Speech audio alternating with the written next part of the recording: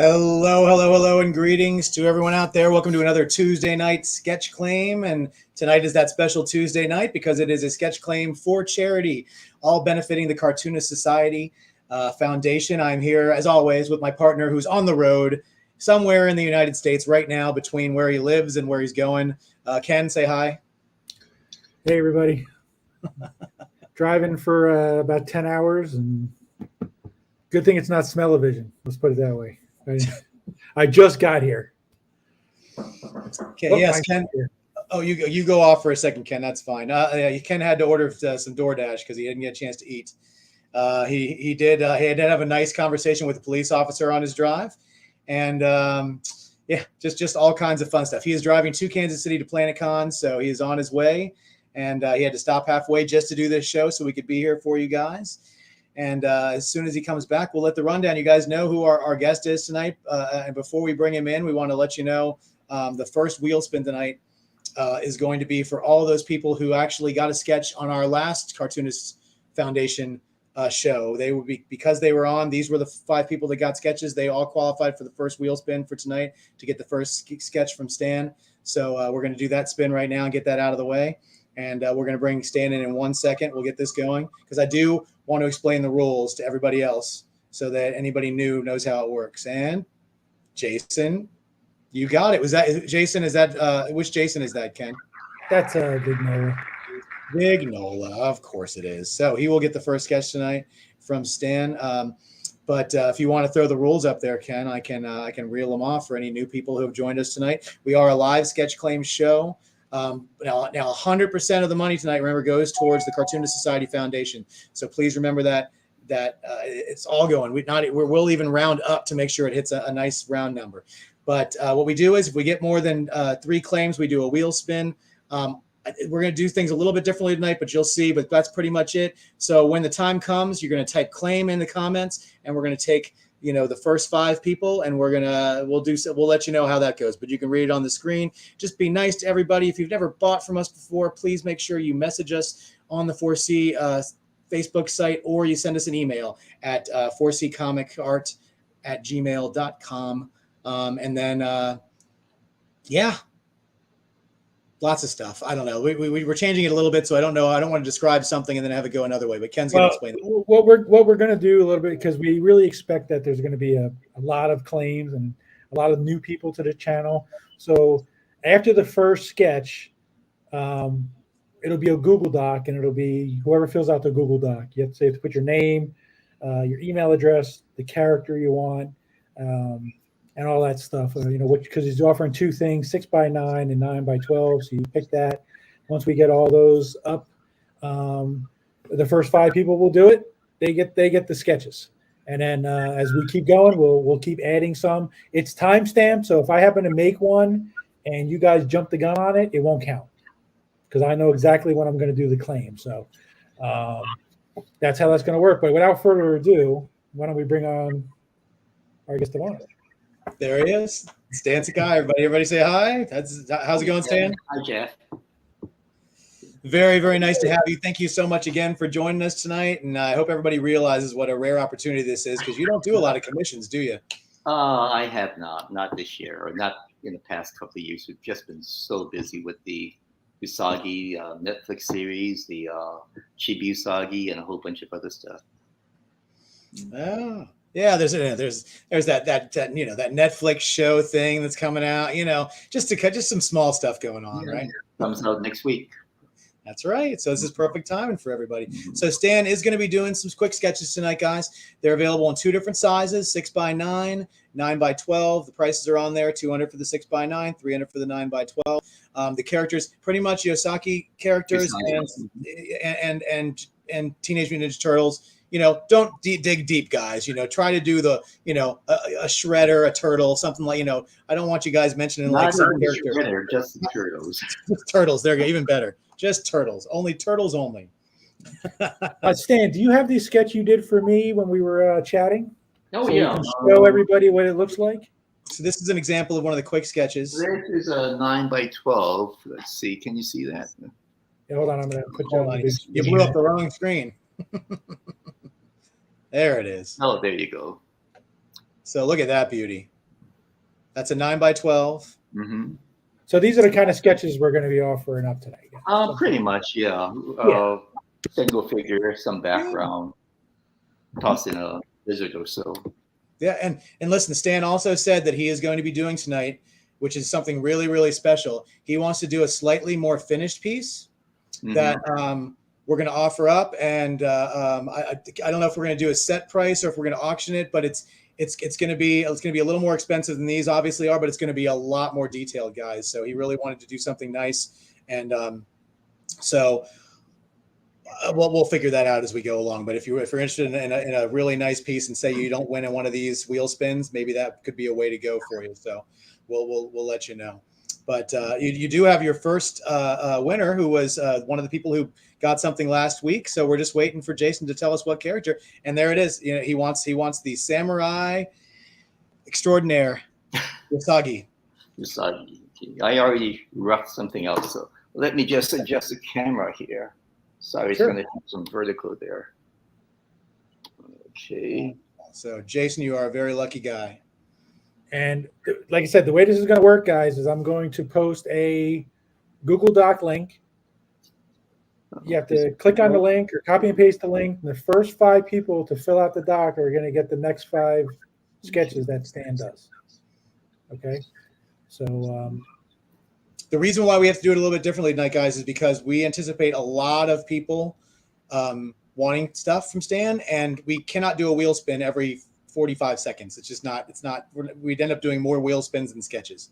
So there it is. Can you actually see what I'm doing, or is the light too bright or something? We can see it. It's all right. So there it is, guys. So go to the 4C and fill out the Google Doc, and the first 5 people. The Google Doc, I just posted it. And there it is. It's right there. So there's the Google Doc. Click on it. Get that. If you get to leave, go ahead and leave. It's not claims, guys. You got to go to the Google Doc. Go to the Google Doc. Go to the Google Doc. That's how you claim. That's why I was saying it's a little bit different tonight. Dustin, Kay Fredericks, David R. You got to go hit the Google Doc. The first 5 people will get the claims for tonight. You got to go. You just click on the Google Doc and you just literally fill out the information. It's kind of self-explanatory. Once you get on there and do it once, it's super easy to do. And then in the future, you'll be able to buy a lot more stuff from us because you'll know how to do it and get it on there pretty quickly. Listen, we wanted to do the wheel spin. We wanted to do the normal way, but like I said, it was just going to take way too much time, and we want to get Stan drawing. We didn't want him to spend his time watching us spin a wheel. Let's see. We're hoping to raise as much money as we can for the foundation tonight. So that's I've been a member of the National Cartoonist Society for at least 20 years now. It's a great organization just for cartoonists, and also the NCS Foundation, the charitable arm, does great work. Oh yeah, they do. And you said who got you into all this? It was Sergio, right? Sergio was my sponsor for the NCS. He wrote the letter of recommendation for me. Wow, that's fantastic. We hope to one day get him on this show too. So we'll see. I've met him before, and I know he's just a super, super nice guy. Yeah, I've known Sergio for more than 40 years now, I think. I was a big fan of his growing up in Hawaii. And when I moved up to California, I found his name in the phone book. And I wrote him a letter. He gave me a call, and we've been friends ever since. Oh, that's fantastic. It's funny how stuff used to be able to work that way. Yeah. It's that easy. No phone books anymore. So I guess all the Google Docs are full, guys. So what Ken did is he posted it in the chat for everybody to click onto, but it's also, if you go to the 4C Facebook page, it's on there too. So either way you can find it. But once again, it's all gone for now, but there will be more. People are claiming no more options. They're filled up. You can stop. Yeah. Once the 5 are gone, guys, there's no more. There you go. Here's the first one. And look at that. And you guys see why we have to do it this way. Look at that, Jason. That's fantastic. And should I write their name on the back or something? If you want to write his name on the back, that'd be great. And then they didn't say whether they want it personalized or not, but I'm just writing it in the back. Yeah. And so That way we can know who's who's. Yeah, perfect. And figure it. Excellent. So Ken is looking at the Google Docs right now, and then we'll figure out what we're getting you to draw next. The next one is Kirk Fredericks. And character? He asked for character Jen, T-E-N. Oh, again, the third Rhino bounty hunter. Nice. I'm glad we have lots of fans of Stan's books in here. That's always nice to not just have people asking for the same stuff. These are all great characters. Ken's like, he says, "Hooray!" He's so happy. And if anybody has any questions, anything about you want to ask Stan that's about the business or anything, or just about his drawing style or anything like that, feel free, and we'll try to relay them. We're no personal questions or anything, guys. We're just keeping this just a nice fun conversation, and we want to make sure if anybody has anything they always wanted to know, now you got the opportunity to ask him. He already has told us that he doesn't usually talk a whole lot while he's drawing, so you're gonna have to listen to me babble. I'm loading my studio, so there's no one to talk to. Yes, Lance, unfortunately it's sold out for right now, but there will be more, so stay tuned because he does these pretty quick. So we're going to offer it up again every time he's getting towards and as long as Stan's willing to stay with us and draw, we're going to keep offering more. So just because you missed out the first time, hold fast. We've got more. That first sketch took them all of 3 or 4 minutes. So exactly, and just to remind everybody, he is going to do a more finished piece too.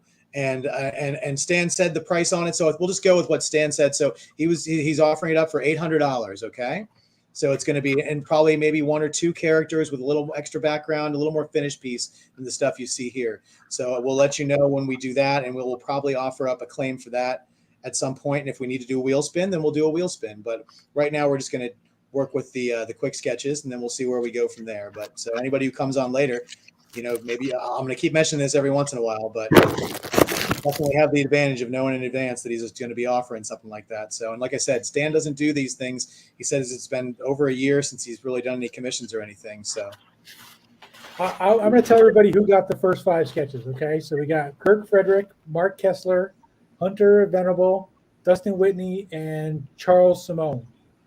So you 5 have got your sketches. You can't get another sketch. One and done, everybody. One and done. You guys got the first 5. Anybody, if I didn't read your name off, you weren't in the first 5, okay? Because for some reason it took more than 5. But I have a timestamp of who did them first. If you're unable to do it, there's nothing I can do for you. I mean, you got to try it on Facebook, try it on YouTube, try it on your phone, whatever you got to do. But it's the same link. The link's not going to change. Right. Ken will just reload the link. So if you have that link already on there saved, you'll be able to use it again as soon as Ken throws up another claim. You can use that link again, and you'll be able to get. And he'll put 5 more spots in, and then he'll let you know who the 5 people are, and then you can know whether or not you're going to get something or not. This character Gen was inspired by Toshiro Mifune in his roles as in Sanjiro and Yojimbo, and I just love his work. It's such a neat. I got to meet him once when he was a Grand Marshal at the Little Tokyo Nisei Week Parade. So that was really exciting for me. Oh, wow. I reposted the link, but it's not live, guys. I'll keep reposting it. And thank you, Michael, for doing the same thing. Yeah, he posted the link as well. Yeah, just so you have it saved, everybody. There it is. So, Stan, can you tell us about the new Netflix series that's coming out? It's the main character, the protagonist, is a descendant of the original Usagi, and my Usagi does make appearances, and he'll be a major character in the series. However, the main focus is on a descendant, and the entire premise is the aftermath of the Senso. I did a story, miniseries called Senso, in which the Martians invade feudal Japan, and it was inspired by H.G. Wells' War of the Worlds. And what if Usagi and the whole characters, the anthropomorphic Japanese characters, took that alien technology and played with it and developed it. So this is pretty much what would happen if that society had gone along with the Martian technology and had developed it. So there's it's a futuristic setting, not quite as futuristic as Space Usagi, but kind of in between there. And as I said, Usagi does make appearances in it, and he plays. They put a nice twist with Usagi, the Usagi character, that I thought was just brilliant. Very cool. Let's see. Someone in the audience wanted to know if there's any recent good samurai or Edo Japan movies that you watched recently. Not recently. I like the most recent ones I've seen are like 13 Assassins or the Beat Takashi movies, and that's been out for quite a while now. I haven't seen Ronu Kenshin, the live action one, so I don't have any opinion about that. And the sketch you're doing right now, that's a 6x9? That's a 6x9. Yeah. I want to double check. And look at that. Oops. Oh, wow. And get a dinosaur and some. Yeah. That's so great. Oh, congratulations. And who's this one for? Ken? Ken? You're muted. No, don't write Ken. Hold on. Ken, I have to ask Ken. Ken, you're muted, I think. It's still muted. Oh, sorry. I forgot. Yeah, that was supposed to be a 9x12, but don't worry about that. Oh, but that's I'm for sorry. Kurt. It's For my Kurt. fault. I didn't tell you. Or I That's can do a 9x12 for Kurt. Okay. Okay. Kurt, it's up to you, buddy. You can take that one, this is or you can have the 9x12, whatever you'd like, sir. Yeah, Kirk, let us know real quick if you want a 9x12 or if you want, because he accidentally did that in 6x9. So That was my fault, Stan. I should have told you the size. we'll find out in a second, and then we'll see if we have to do it. I'm sure that there won't be anybody who wants that smaller one if he wants to switch to a bigger one. He wants to try 9x12. So Okay. But don't worry. I'm going to take that. I'm going to take that one. Don't worry about it. Yeah, Ken, it's kind of. Yeah, I guess you accidentally messed that up, huh? Yeah. Yeah. We'll put it on 4C and we'll still sell for the charity. There you go. Yes, David. Yeah, I'm sure somebody will claim that. So we'll definitely get that one going. All right. Sorry about that. That was our fault. But that's okay. He's got all kinds of cool different designs. And Ken, just so we know who the next character and size is going to be, just so when he's done with this one, what's the next? The next one is going to be from Mark Kessler, and that's you're going to have to help me with that name, Katsuchi Sensei. Oh, Katsuchi.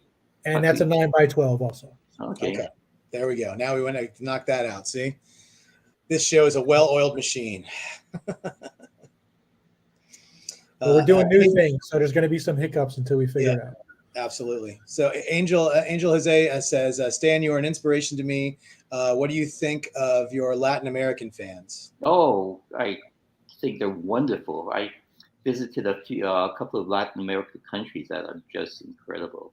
I was in Argentina a few years ago and love it there. Did a workshop at I think it was in Mendoza, at the University of Mendoza. That was neat. Oh, nice. And Yusagi just got picked up by a new publisher in Brazil, so that's great. That'll be nice. Get it to some more audiences. Great. Mm-hmm. Let's see. Someone asked, because it says Facebook user, I'm going to assume this is Ari because it's always Ari. Do you plan on releasing any more sketchbooks in the future? Yes. I've got 2.5 years of sketches. So yeah, we want to do it in like a deluxe format, maybe hardcover, or I don't know if we'll get it in time for Comic-Con, and we're still unsure whether we'll be going to Comic-Con, but we would like to get something out this year. We're going to. Yeah, we'll be at Comic-Con. That's right. Are you planning on doing any? Are there any shows you're planning on doing this year at all, or that are already Right now, tentatively, San Diego Comic Con, if I can get a room, and Emerald City, and I think that's all we've really committed to this year. Gotcha. Yeah, I was trying to get Ken to do Emerald. Well, I think we're going to shoot for next year though, when they're on their permanent date. Mm-hmm. I got to talk him into, he lives in Orlando, so that means if Ken likes to drive to these things, so that means he has to literally drive diagonally from one side of the country. Oh wow, yeah. So he's not. I have to convince. It's a lot of convincing for me to get him to do that show, I think.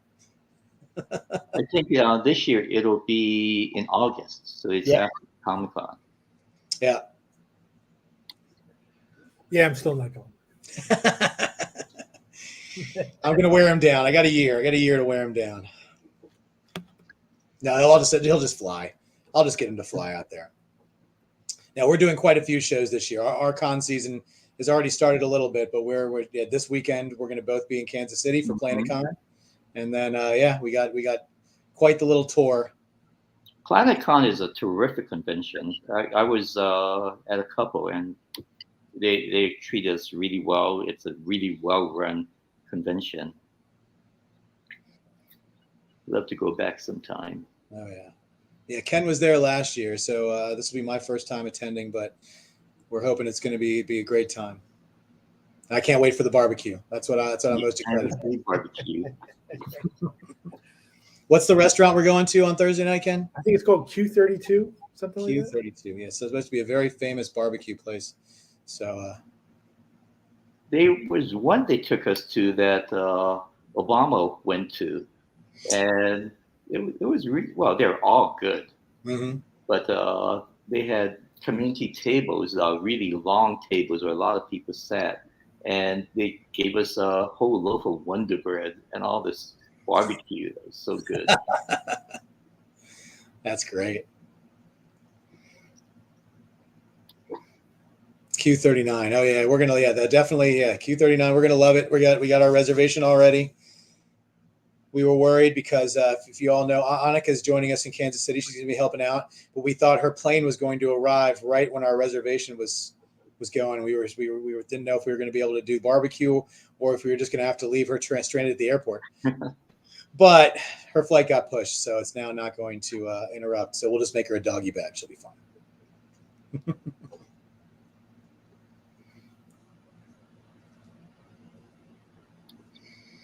Let's see. Just soon, yeah. So I'm trying to go through some of these. There's nothing poor about her, trust me. Yeah, poor Annika. No. For anybody who's new to the 4C channel, if you want to subscribe, like I said, we do these National Cartoonist Society Foundation charity sketch events once a month. So please, you can come out, you can help support the charity, and of course we do other sketch events too. Absolutely. So if you can subscribe to the channel, of course.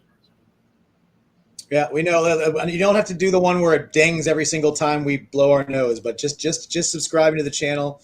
You don't have to do all the notifications. Just subscribing is a great. Oh, now once again, if you don't want to miss anything, doing the notifications is great too. But just subscribing we really appreciate it, and thank you guys so much for doing that. We're trying to get the algorithm to kick in so we can. Once again, the more people that join our show, the more great artists like Stan we can get and offer to you guys, because that's what we love to do. That's why we got into this, was to to make art more available to the masses. So, and I apologize that I keep hopping in and out, but I'm eating. And my wife said, "Don't eat on camera."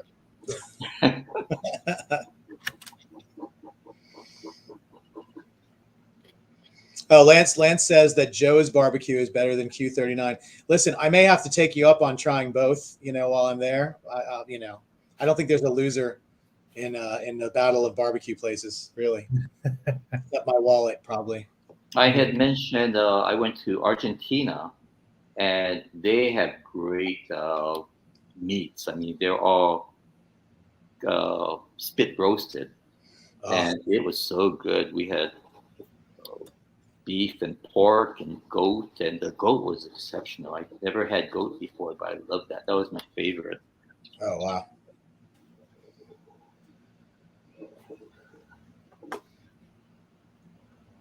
Then he looks like he's just about done with that one. And we already see it. The next one's 9x12, and it's the Katsuichi. Katsuichi. Right? Yep.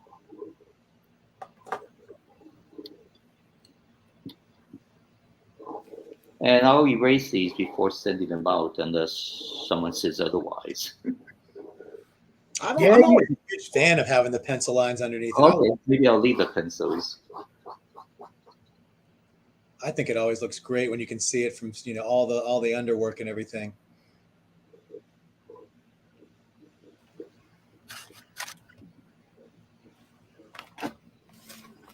Let's see.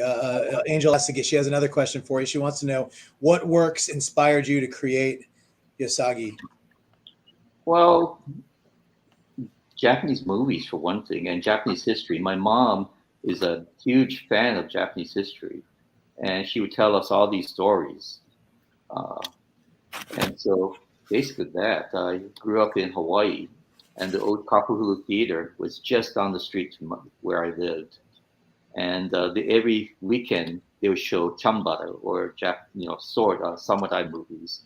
And so I got to see things like the old Seven Samurai, Hidden Fortress, the old Kangetsuzen, the Blind Swordsman, Oichi, the Blind Swordswoman, Satomi Hakkenden, which is one of my favorite movies. So I was there every weekend. And that gave me my love of the whole genre.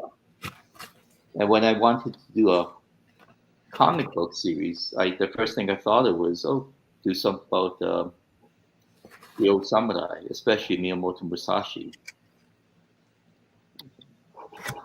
And just writing my sketchbook, I drew Usagi, a rabbit with his ears tied up, into a chonmage, and I loved the design. So instead of Miyamoto Musashi, my character became Miyamoto Usagi. Usagi means rabbit in Japanese.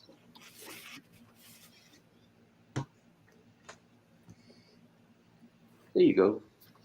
Okay. That's it. And you said you do not need to erase the pencils.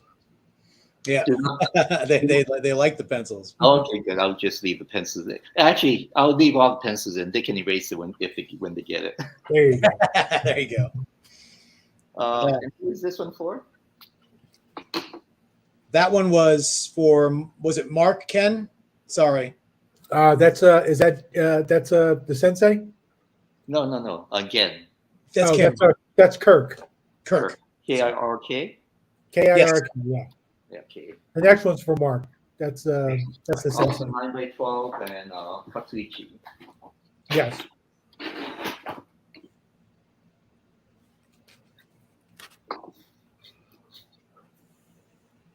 Wonderful. All right.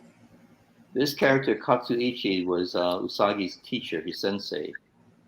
And he was actually inspired by all these mountain hermits that you always read about in the old samurai movies.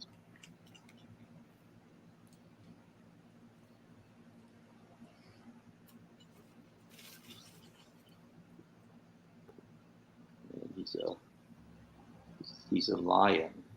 Let's see. That's awesome.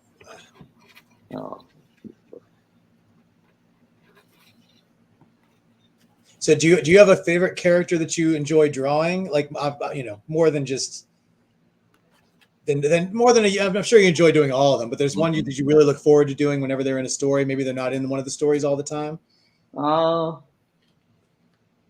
Actually, I enjoy Nelson Ground Thumper and Hermie. That's another character another series that I was working on. Oh, okay.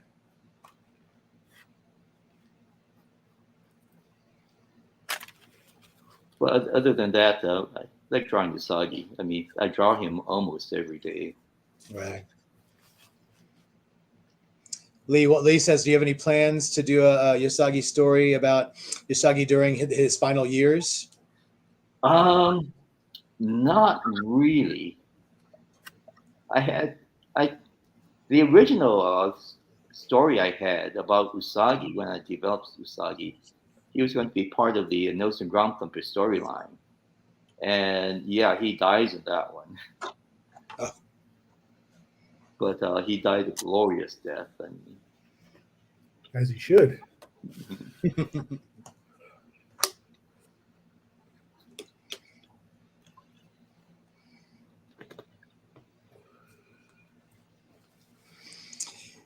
Okay, Annika, I'll take your job.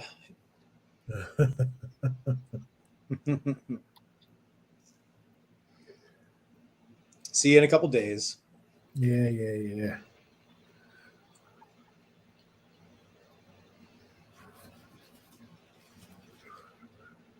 If anybody has any questions in the chat, please throw them up there, and we'll ask Stan.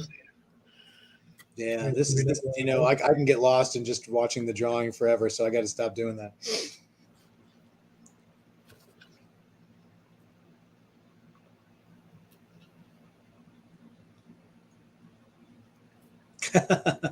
Look at Annika.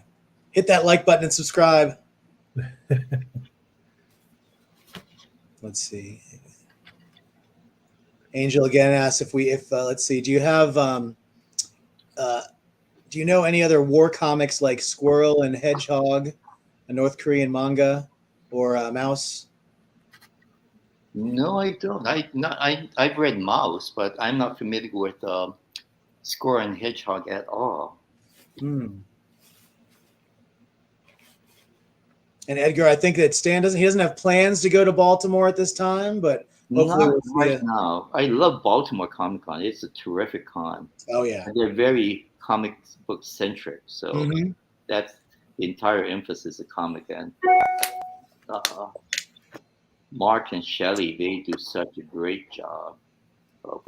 It's a terrific convention. Oh yeah, I go every year, and Ken and I'll be working that one this year too.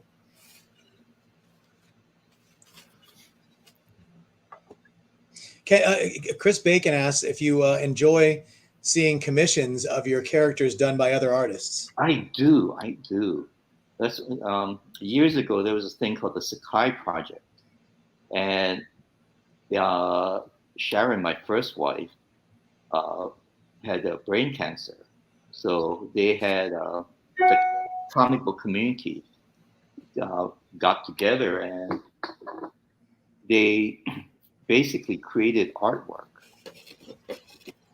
to be sold on eBay, and all the proceeds went to Sharon's Fair.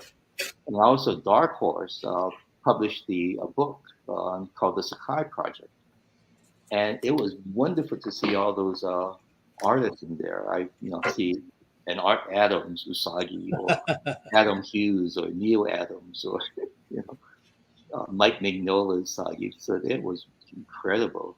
Wow. Yeah, Bill Morrison was telling me all about that last week. Yeah, Bill put that. Bill edited that, and he did such a great job. And it's somebody brought it up somebody had it, and I saw it at the table in Philadelphia. Somebody brought it up to get Bill to sign his sketch. Mm-hmm. That was in there. So it was funny. He was just talking about it, and then somebody actually brought the book up. Mm-hmm. But on my wall, I've got drawings of Usagi. My studio wall, and I've got drawings by Mike Mignola, Frank Miller, even Stan Lee did a Usagi for me. Oh wow! Wow.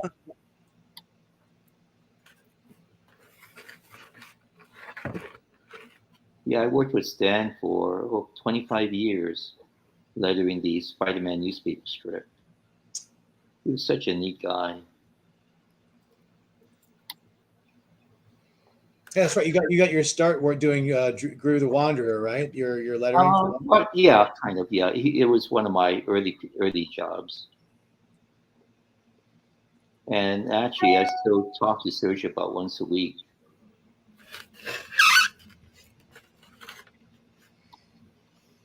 Somebody wanted to know if there were earlier. I missed it in mentioning it earlier. They wanted to know if there was ever any plans to do a Yusagi and Gru the Wanderer crossover. I would love to do that. However, probably not. We had talked about and I had actually scripted our entire story about Drew and another of his characters called Cat Nippon, who is a samurai cat. But we've been so busy that we never did much with that. But we do have a 6-issue story laid out. Nice. Someone, let's see, he got a sketch from you. Kirk Fredericks asked, he was always curious if you ever knew Dave Sim or discussed the character universes. No, I do not. I've never met him. Of course, I know who he is, but I've never met him as far as I know. But I've got a bunch of his Cerebus books, the early ones.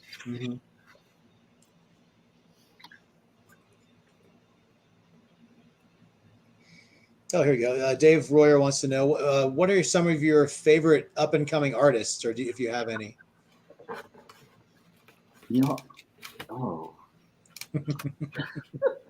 They're all hard-hitting questions. It is a lot because I don't read that many comic books. Hey, listen, I'm right there in that with you. Ever since the 90s, I've kind of dropped off a lot. So when people start talking about artists and newer people who are doing books, I kind of claim ignorance. So there's a watercolorist, Jared Cullen.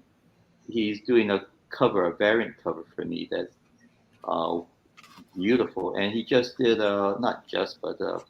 he did a graphic novel called Cody, Kodi, and it's about a bear, and his work is phenomenal. I love his watercolor work.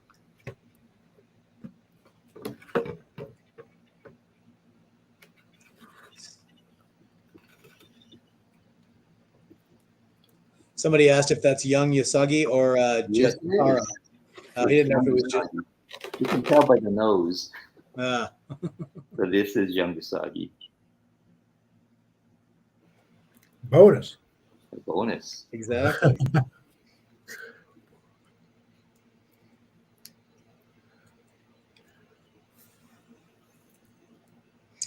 Let's see. I finished my dinner. There you go. Glad you got a chance to eat, Ken. All right, now pack up your car and hit the road again. You got another 13 hours to drive. Not quite. Doesn't feel like that, though. Let's see. Hancock Lee asks, do you have any succession plan for Yosaki? You just focus on writing and get other artists to draw? I've been wanting to do something like that for years. When Diana Schultz was my editor at Dark Horse, I had proposed a mini-series called Yusagi Kagemusha, Shadow Warriors, in which it'll be Yusagi done by other creators, both writers and artists. And I did not want to limit it to just U.S. Creators, but also to Europeans as well, because I made some friends in Europe, and they're wonderful artists and storytellers, but that just never had the time to do that. So hopefully, maybe someday.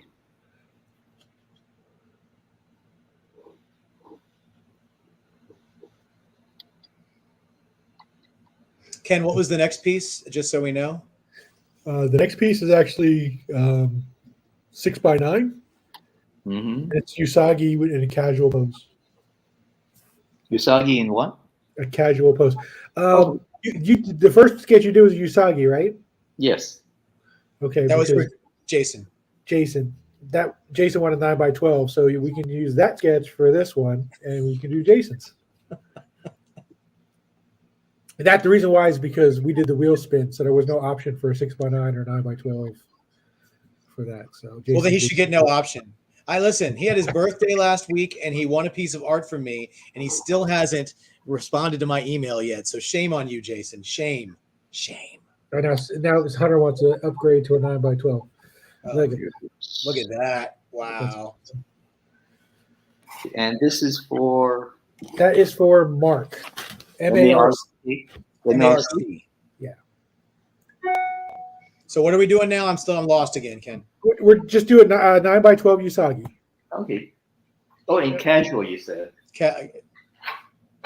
Yes, and 9x12 though. He said he asked if he could upgrade.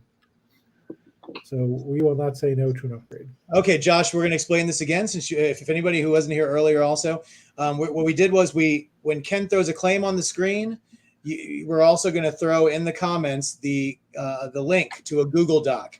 You're immediately going to have to click onto that Google Doc and sign up. And the first 5 people that get the claim are going to be the ones that get the sketches. We would love to do it a different way, but there's a lot of people who are wanting these sketches, and we can't stop every 2 minutes to do a wheel spin. So that's how we're doing it. He'll throw a big thing up there. It'll say claim. We'll immediately throw the actually put it up there now. Guys, don't sign up for it now, but Ken's going to put the link in there so you can save it.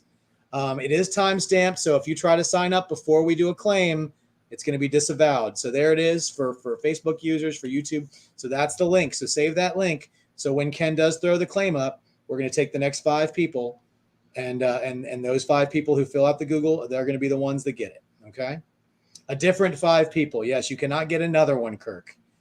No. No. No, we say.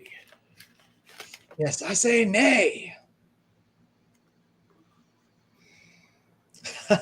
Mark says he's oh my Lord, I'm so happy right now. I took the night off work just to watch, hoping I'd get one. My kids are the ones that convinced me to do this. That's so great, Mark. I'm so happy you got one, buddy. Yeah, Mark always complains that we're on Tuesday nights, so so he literally took off work to be on with us. So that's good for you, buddy. I'm glad you got one too. Yes, us too. That's right, Bacon. I'm pulling out all the $5 words today. He ate his Wheaties this morning. I did. Actually, you know what I was doing all day was packing up every single piece of art that we sold last week on our amateur dueling dealers. And it was not easy because I packed up 3 pieces before I figured out that 2 people had gotten the same and were trying to combine shipping, and I had packaged them separately. So I then had to unpack them so I could pack them. It was a thing, but I'm done. It only took me all day to do, but I'm done. Let's see. Facebook user who it can't be Ari. It's got to be somebody else. Because I saw Ari's name earlier. So whoever you are, Facebook user, I'm going to read your comment. But make sure you give StreamYard your permission or type your name so we can know who we're talking to. They said, how excited are you for your animated series that's coming up? Are you excited? Very much so. I've been watching it throughout the entire process. But to actually be able to see it on real, Netflix, that would be great. Yeah, as soon as the trailer came out, I made sure I tuned in and watched it. And Christian, yes, it is just one character, but occasionally Stan likes to throw in a little something extra. We can't guarantee it. It's not, we can't plan on it, but sometimes he'll throw something in. So if you get more than one character, just consider it a bonus. But I will say again that Stan is going to be offering up tonight a more finished piece. It's going to be probably multiple characters, and the price is going to be $800, and we will do something for that. I don't know if we're going to do a wheel spin, if we're going to do a claim, how we're going to do it. We'll work it out before the show's over. I think we'll probably do a claim, and we'll do normal. If we get more than 3, we'll do a wheel spin. And... Sure. Well, I wanted to do a more finished piece just because I love to see artists really working. Mm-hmm. And with this, I'm just using one of my uniball pens, whereas for the more finished one, I like to use my more traditional tools. Oh yeah, you were filling up your brushes earlier, right? Yeah, brushes and my my sketch pen or my drawing pen.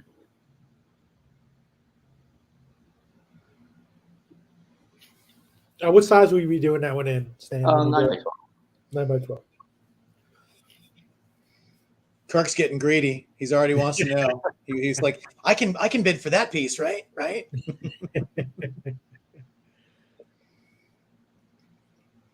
I'm going to bid on that piece. What are you talking about, Ken? I've already got my claim in. There you go.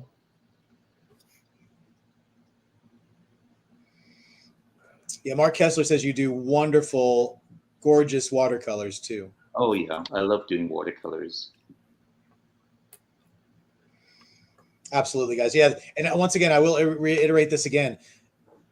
All of this goes to charity, guys. 100% of the money that we raise tonight goes to charity, and Ken always rounds it up too. So, we want to make sure it's an even amount of money, and it's always great. Let's see, where does one add these claims? Oh, David. Okay, I just explained this, and I'll do it one more time. Ken's going to put, and if you scroll back through the comments, you'll see a Google Doc. And he'll post it again. Save it right now, because when we throw a claim up, this is what you need to do is fill out one of these Google Docs. Okay. And then, but not now, you got to wait till we offer up a claim. And it's locked out now. You can't do it anyway. Well, I know, but people like to jump the gun. I want to make sure I let them know. So as soon as Ken puts the claim up, the first 5 people that have the Google Docs filled out, they are going to be the ones that get the next 5 sketches. So you got it.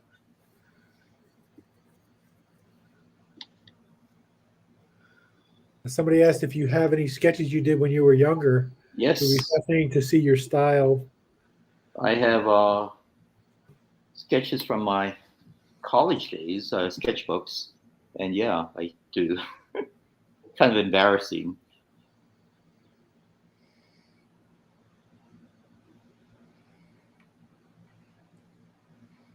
Oh, I can't imagine they're embarrassing. I actually wanted to be a superhero cartoonist or a superhero artist. My favorite was always Spider-Man, Batman. I was a big Ditko fan. Oh yeah. I actually have a Ditko page that's from Spider-Man #7. Wow. Do you collect a lot of art from other artists? Not collect a lot of art, but I've acquired a few. I used to buy some, but I haven't really. I've traded artwork with a lot of people like Frank Miller and others, like Minola. But however, I don't actively collect. Gotcha. All right. So Eric, I'm going to address this because he actually told us this earlier. Stan has over 7,000 pages. He has all of the interior art from every comic. He does sell the covers, but he has all the interiors. That's why you can never find. Yusagi, yeah. Yusagi. If you count the other things too, like Nelson Ground Thumper and Senso and a few others, it's probably more than 7,000. There you go. Because Eric asked why he can never find any interior pages, and that's why. That's why you can't find them. I have sold pages that were unpublished, but that's about it. Right. And yeah, he was talking about that too, about what's going to happen to this stuff, and maybe he'll do a museum thing or something, or a traveling show, so you can see a lot of this work. But there's no plans for that right now. But maybe I'll just sell it. Yeah, or he's looking for a multimillionaire to offer him a gigantic lump sum. We'll just do a live claim sale. It'll take a week.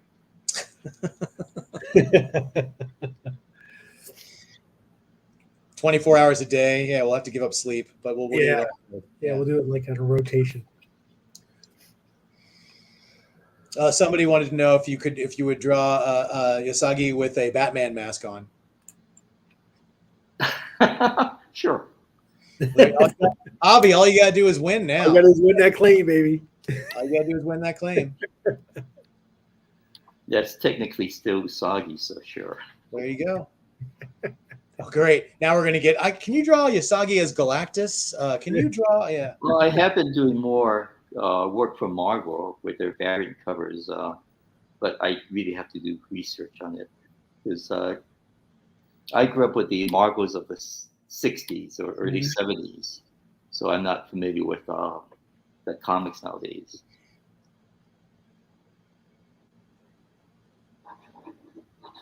There we go. There you go, Jason. There is yours. Usagi. Look at that. And this is for Jason? That one's Jason's, right, Ken? Wait, that was actually Hunter. That's Hunter's. Okay. Yeah, we'll get to Jason's later. Okay. There was a previous one for Jason. Yes. Yes, Yeah. I think we wanted a different size. I think that was the thing, but it doesn't matter. We'll figure it out. And Usagi with Batman. I mean Batman. Oh no, we don't have that. That wasn't No, a no, he no, was no, just no, Okay. What character was the next one again, Ken? I'm sorry. if you want to do another Yusagi for Jason, we can do that. Get that out of the way. And you want that what size? 9x12. 9x12. Okay. Yeah.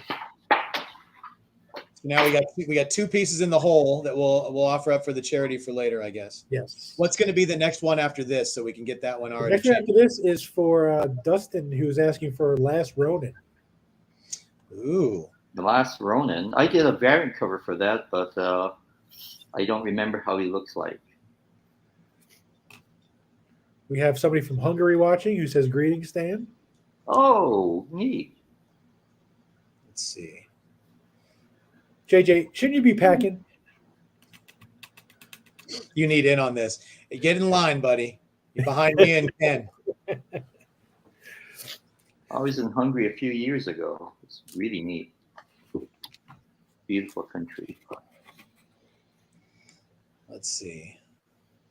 I'm just going to Google the Last Ronin to see how he differs from a normal Michelangelo. I think that's who he's supposed to be, right? The Last Ronin is Michelangelo, and he's just all the other turtles have no spoiler alert, guys. I think I watched a wiki about this or something because I haven't read it. But I guess the other turtles were killed, so he sort of takes on a new persona.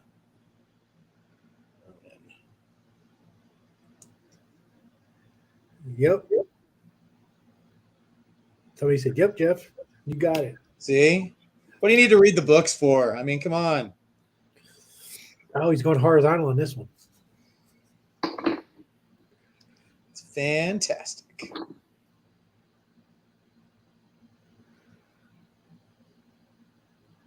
Okay, he's got like a hoodie with almost like a Batman belt around him, wearing like armor and stuff.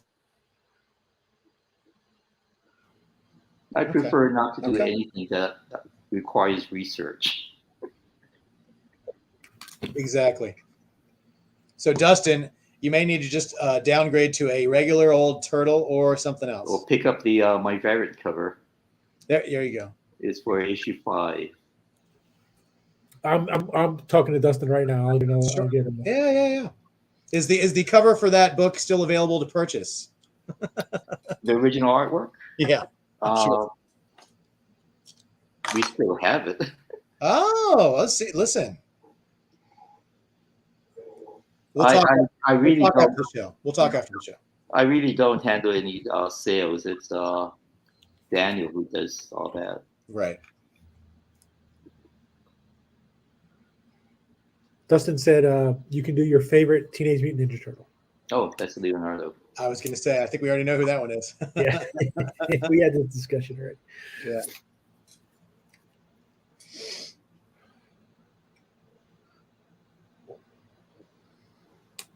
Yeah, Avi, it looks like he carries all their weapons. Yeah. So, we're all learning about the Last Ronin.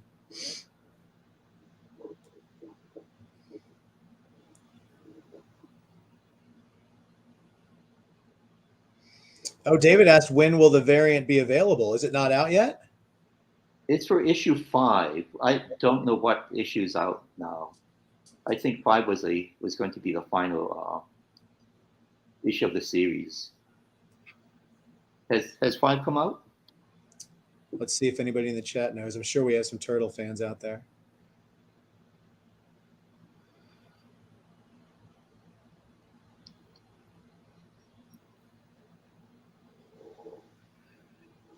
Comes out next week. Oh, next week. Okay. So there you go. Now you guys know which one to look for.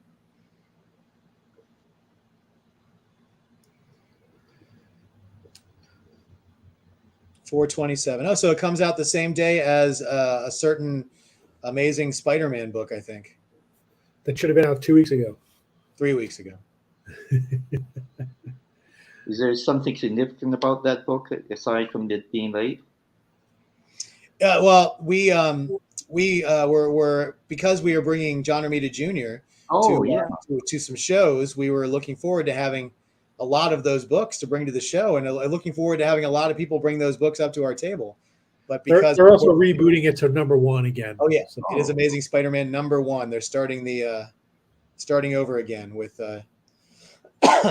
JR as the artist. So we were looking forward to seeing a lot of those books, but I guess we'll just have to wait a little bit longer. No, I have it closed, so no one makes a claim until it's open. So I will turn it on when the next claim round happens.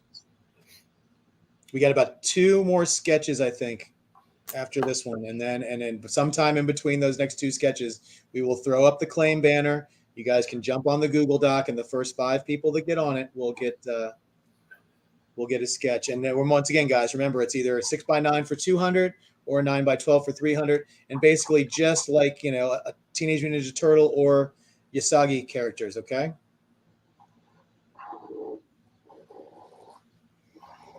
As far as commission, you have any plans to do any more commissions in the future? Not right now. There you go. So that one we're offering up tonight, that could be the one to get.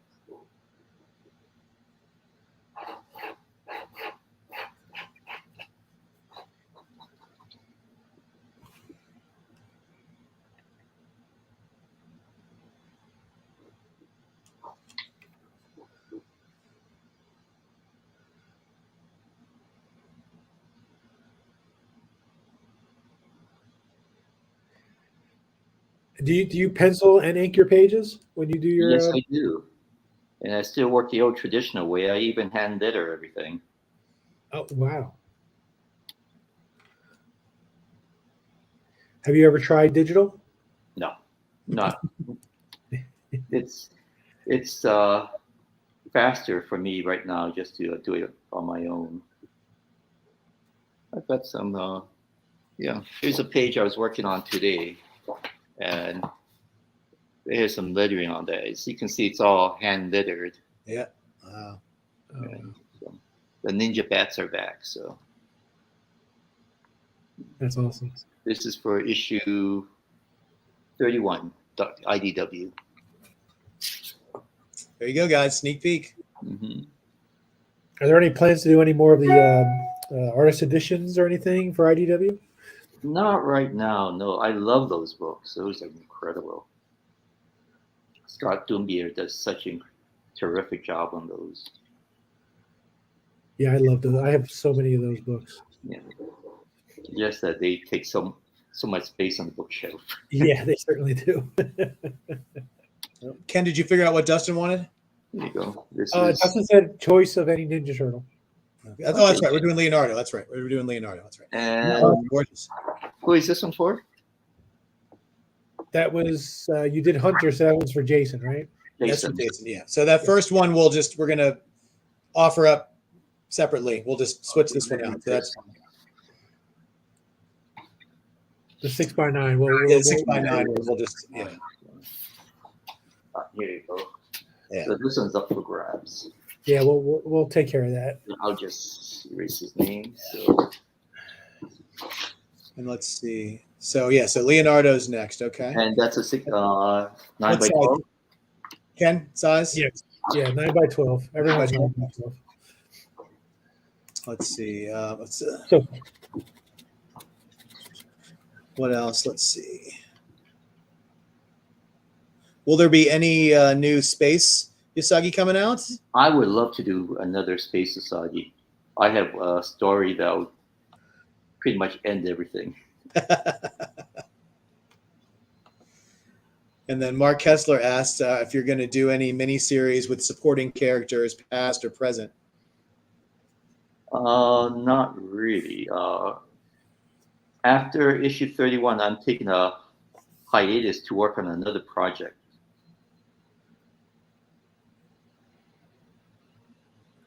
Are you able to tell us about that project yet, or? It hasn't been announced. Gotcha. So I would hate to jump the gun for that. Sure. How about with the Netflix series? How involved are you with the Netflix series? I approve everything, and I did things such as I did the logo, and but basically, I prefer just working on the Sagi, and the people working on the series. I mean, they're pros and they're so talented. The artwork, the art direction is just wonderful. I mean, when I first saw the production artwork, I said, "Yeah, this is going to work and it's going to be good," and it is.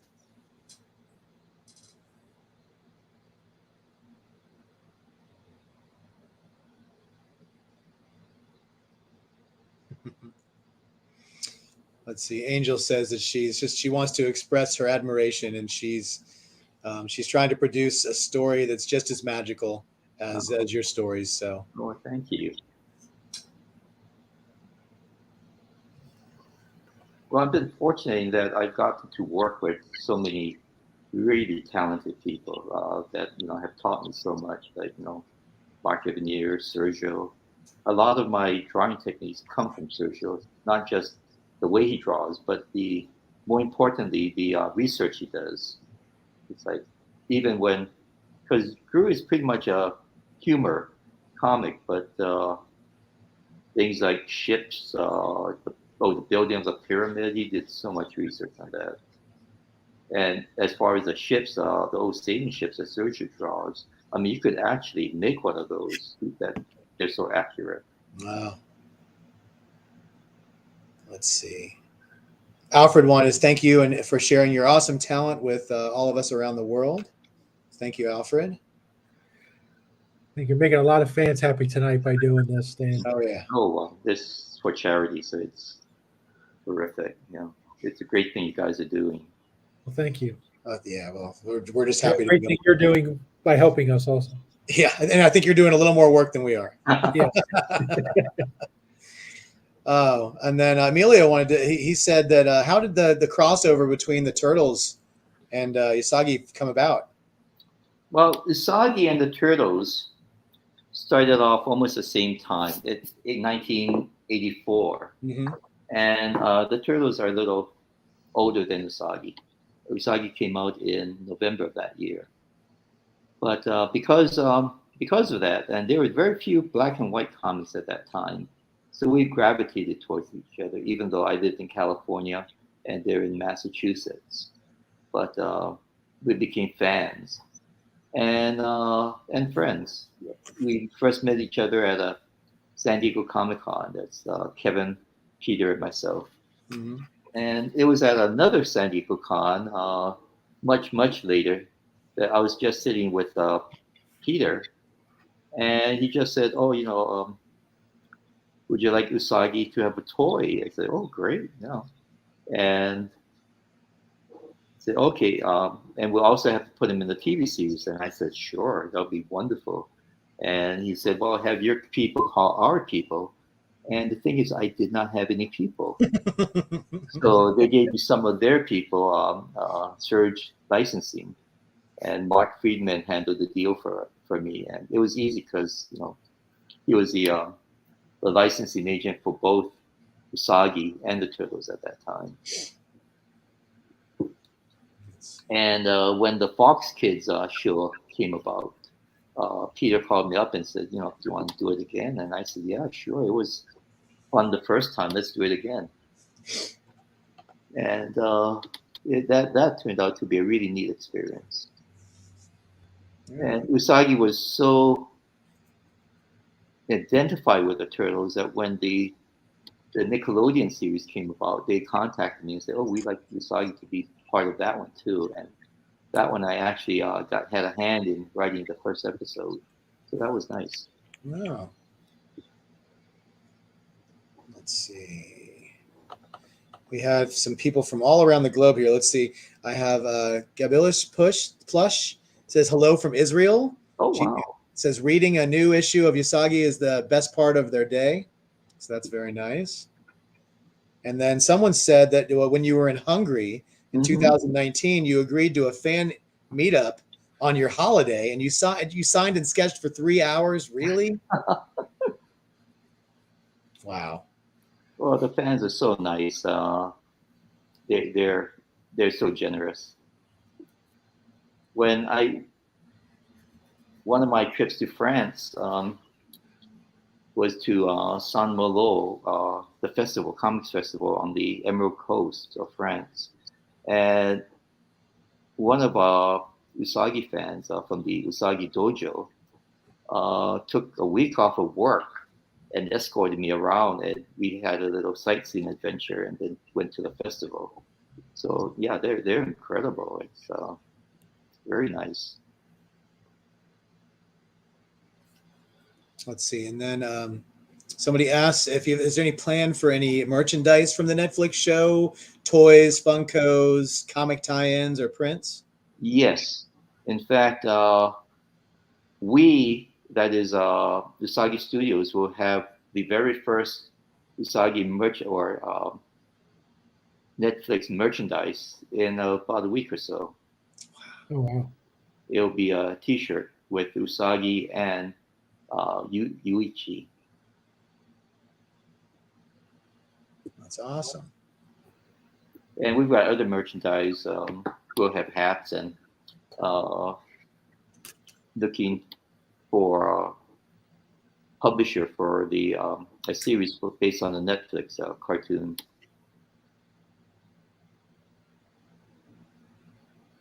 I'm pasting the Google Doc link again because the next 5 claims will be going up soon, but it's not open yet. Don't claim now, guys. There's no place to claim. He's just putting them up there so you guys see them.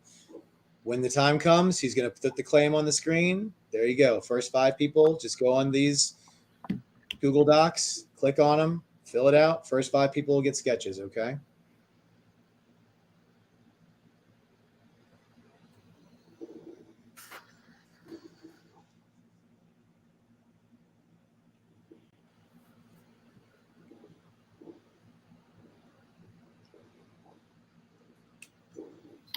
So why is Leonardo your favorite turtle?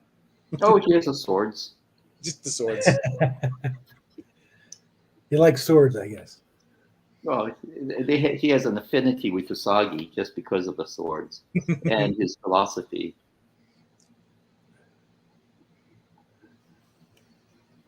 I remember going to the premiere of the Ninja Turtle, the first one, and the one with the animated one.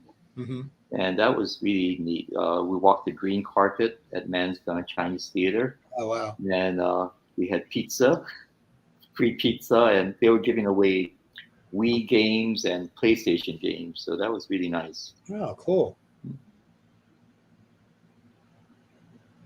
Yeah, there's a big thing about Batman on gargoyles. So here's Leonardo on the gargoyle. All right, for those of you that aren't paying attention, Ken put up the claim, just so you know. Get it. There you go. So we'll see. I'm sure it'll fill up in seconds. But the link is right there in the chat. Jump over, fill it out.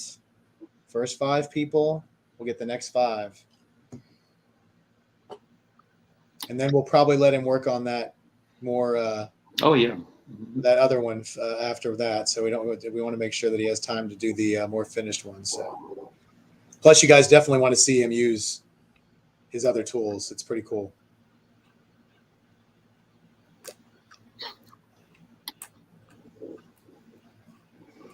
So, Ken, is this the last one from the first 5, or do we have one more? We have one more. And what's the next character in size? It says new female rabbit.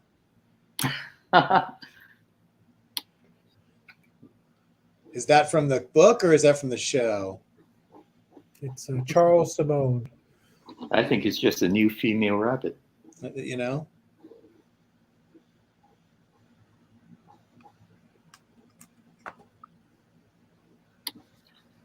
And we filled up quick on that one. So sorry, Lance. Yeah, I'll let you guys know who because there's multiples of right. things. So I got to get the timestamps. Hold on, guys. Yeah, so we'll let you know. Hold on. He's going to tell you who the next 5 people are in a second, everybody.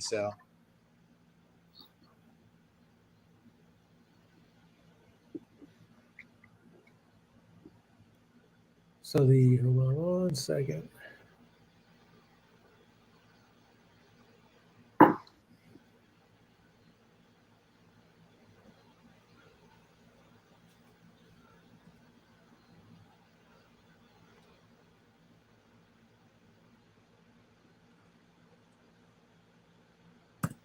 Oh, the character's name, I guess, is Yamamoto Yukichi. Oh, Yukichi. Hi. Yes. It's a guy actually. It's a Usagi's cousin. Is that the person that claimed it, Ken CS? That's awesome. Yes. Ninja Okay. Turtle. There's a bat in there too. There you go. So it's not a girl, it's a guy. Yeah.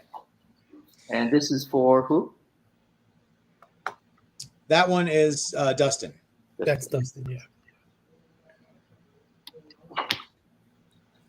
And Eric, also 9x12. 9x12, yep. So for those of you who think that we forgot to unlock it, we unlocked it. It just filled up in like a second. Now, I'll tell you who won the 5 spots. We have David Royer, David Lamb, Christian Quintos, JJ, and Chuck Arnold. Oh, I know some of those guys. I'm going to take JJ's spot, so just bump him off.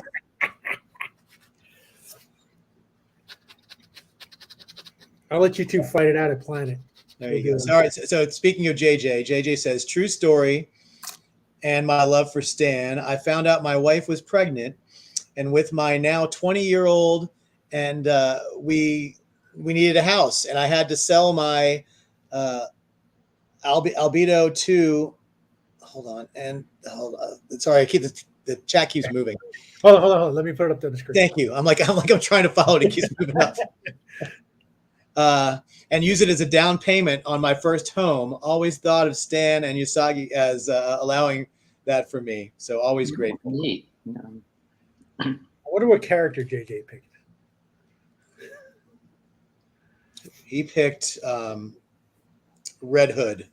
No, wait, that's what he wants, Doug. Hold on.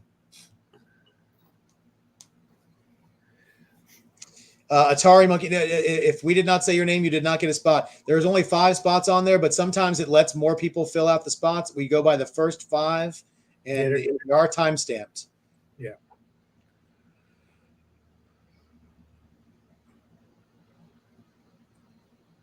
But Stan's he's still here. He's still drawing. So just as long as he's willing to stay here, we're gonna hang out with him. So. Yeah, sorry, guys. Anybody, Lucas, I'm sorry, buddy. You know we love you, but gotta go by the timestamps.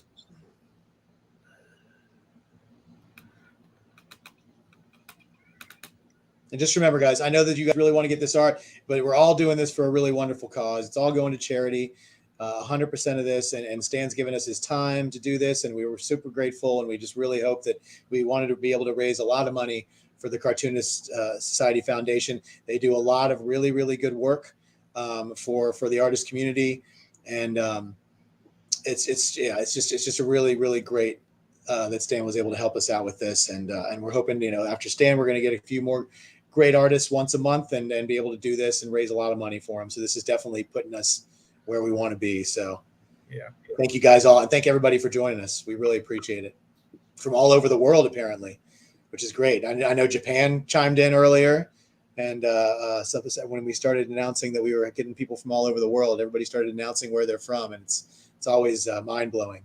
Do you ship internationally? I do. Oh, I do.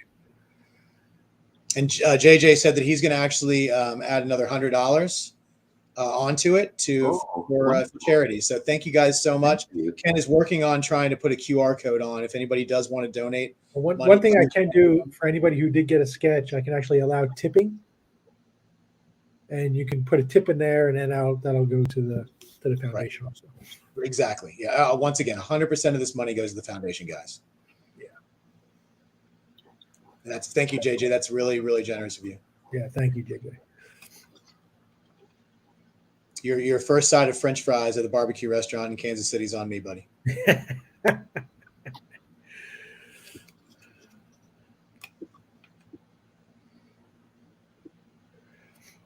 Stan, we're going to have you on once a month, and then we'll raise a couple $100,000 for the foundation, and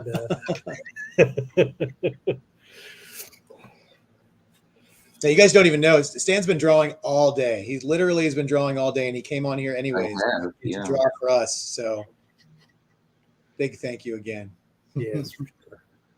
Yeah, and thank you for. I know Bill Morrison was the one who reached out, so thank you, Bill, for reaching out and dragging Stan in to do this. So if you don't like this, Stan, you can blame Bill. Yeah. It's all Morrison's fault. Yeah. And listen, it's ironic that Morrison hasn't done one of these charity things yet. We got to He get hasn't. him on. No, we got to get him on here. He's ducking us. Yeah. That's it, Bill. I know you're watching. Get on. Let's go. Yeah.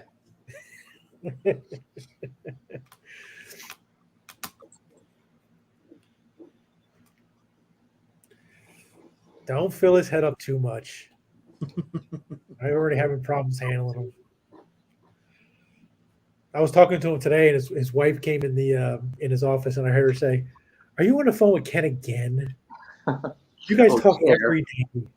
Oh, she's delightful. She's wonderful. I love her. Yeah. Let's see, and it looks like Angel has to go, but she wanted to say that she tagged you in some fan art that's on Twitter and Instagram. So if you ever get a chance to look at that, well, thank you. She'd love it if you take a look at that stuff. So yes, thank you so much, Angel, for joining us.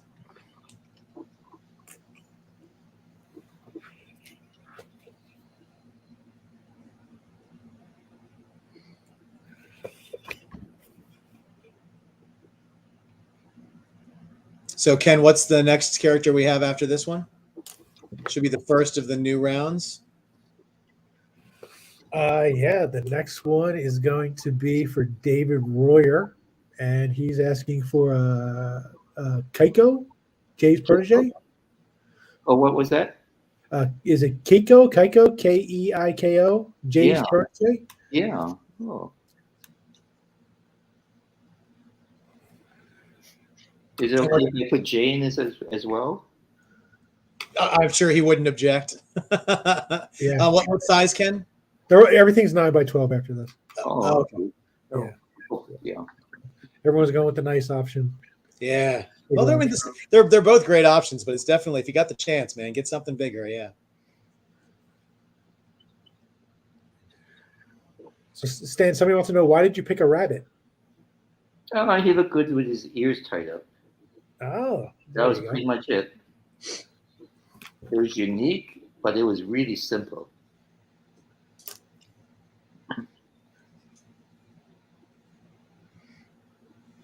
Yeah, Dave, I was pretty sure you weren't going to turn down the second character. So yeah. He says, yes, please, to adding Jet to it. You can include. He's like, big smiley face.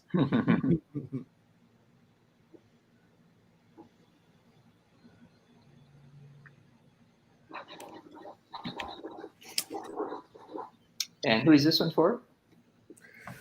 That's the last of the last five, right? That's Charles Simone. Yeah, cool. You can just write CS on the back if you want to. Yes, okay.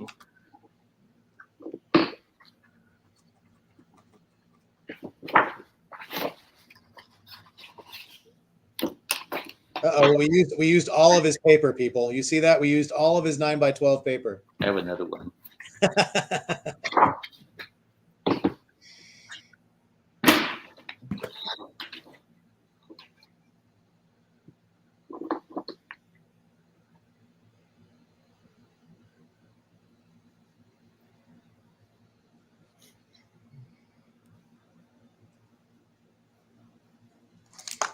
All right, Ken, just so we can get it out of the way, what's the next one after this? The next one is Jay. Ironically enough. Really? All right. Back-to-back Jays. Only this time she's just a supporting character. She'll be the main one in the next one. Right. This is one with Keiko, with Jay as a... Right. Okay.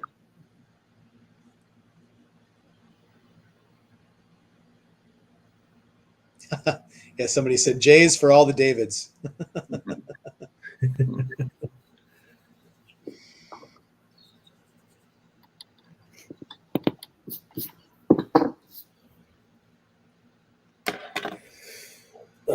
God, I hate so much traffic today driving. Yeah, Ken is a trooper, everybody. He definitely was in a traffic jam there for a while. And then some stupid cop pulled me over because I was doing 89. Yeah. It's the cop's fault you were speeding. It was my first speeding ticket. Yeah. And why were you speeding, Ken? What were you doing? I was talking to Bill Morrison about the Rocketeer.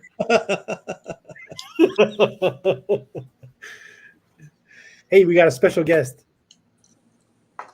Oh, look who's here. JJ has joined us. JJ, say hi to Stan. I'm sure you want to. Hi, JJ. I do. I just wanted to thank Stan. That is a true story on my house. I'm not joking. That is an absolute true story. I found the book in Fargo, North Dakota, of all places, and was like, "This is." I mean, I was like, "This is crazy." And then years later, it was like, "Uh-oh, I need to get a home." So I always think of, Albedo and Stan in the highest regards, and Yusagi. Oh, well, thank you. Yeah, and it was a great cause. It actually did, believe it or not. Yeah, I mean, so yeah, I mean, might be one of the weirder stories, I guess, a person could tell about a comic character, but hey, that's the way it goes. But yeah, no, I wanted to Ken asked me if I'd come on here, and I thought I'd jump on real quick with Jeff and just thank you for doing this and all that the National Cartoonist Society does and raising money, and I have some friends that are a part of it, so Wonderful. it's pretty amazing. And then Ken wanted me to come on and officially announce here, because I love 4C, and Jeff, maybe you know what's coming. I was sworn to secrecy, so I can't say it. Okay, so it'll be real quick, and then I'll jump off because I'd rather listen to Stan and watch him draw. So Pat Gleason is coming to Kansas City Planet Comic-Con. For those that are, it hasn't been officially announced yet. So Ken said if I came on here, I would be the one in trouble, not him. And he'll be seated with the 4C guys. So I will be there. He'll be with all the 4C guys, and it is his first show in 2 years. So first show since before ASM 55 came out. That's it. Breaking news. Back to you, Jeff. Thank you, JJ. And I've got Ken with sports. Yeah, so JJ got the opportunity to. Pat wanted to come out and do some signings, and JJ said, "I think I know the spot I want to be in." So yeah, that's my favorite. We're making room. That's my favorite part of the story. Yeah, that is part of the story. I called Ken. I said, Ken, is there any way that you can make room for me for an artist? And Ken, just so folks know this, Ken was like, absolutely. I didn't even tell him who it was. That's just how Ken is. And then I told him who it was, and he just went, "Yeah, of course, yeah, we're good. Yeah. We've got you covered." So see, your phone call was way better than mine. Mine was. What did you say, Ken? There's I said we have a situation in tonight. And listen, over the last 2 months, when Ken says we have a situation, it's usually something that requires me to go. All right, I can take it. Tell me. So this was the second he told me, I was like, "You sure?" Ken went full Jersey on me yesterday in a text, and it was pretty clear. And so we made sure that we cleared that up today, and it wasn't anything bad. It was just you could tell it was there, even in a text. But I'm gonna jump off. I just wanted to say hello to you fellas, announce that real quick, and to all my friends here on 4C. And I know Ken, you and Jeff will probably be offering. There won't be sketches or anything at the show, unfortunately, but I'm sure there'll be merch and things that you guys can offer the group, and I'd be more than happy to have some people pick up some stuff if they want it. Yeah. And I'm gonna jump off because, like I said, I'd rather watch Stan draw. Yeah. All right, JD. Thanks for coming on. In a couple days, buddy. Yeah. All right, I'll be blessed. I'll talk to you soon. Take care. Yeah, so that's pretty exciting. Pat Gleason is going to be at our table with John Armita Jr. And also Scott Hanna and Bill Morrison. So yeah, more the merrier. It's great. And actually, he works pretty much digital now, but we think he's going to be bringing some actual art with him to the show. We're hoping. So that could be another great thing. He's for the going to show. be, JJ's going to be bringing some books, so he'll be signing. He'll be doing some remarks, I believe, and we'll be offering some of that stuff up on 4C. So if you're not a member of the 4C group and you like Pat Gleason, you might want to join the Facebook page. Yeah. Yeah, we're trying to get you on both ends. Join the Facebook page, and please, if you're part of the Facebook page, subscribe to the YouTube channel. Just do both. It's it helps everything. Anyways, back to more important things. David, if you know, you know. Yeah, the full jersey.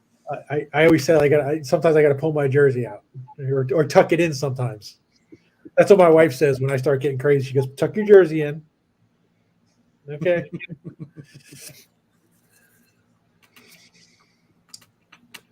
Yeah, it's going to be it's going to be a good crowded table though. A good crowded table. Yeah. Well, Pat's going to be there Friday and Saturday, so he won't be there Sunday. I don't know how many signing sessions he's going to do, but because he doesn't do this stuff often, so it's actually kind of a rare thing for him to come out and do that. Yeah, like I JJ stick with the ears, so but you'll be. Yeah.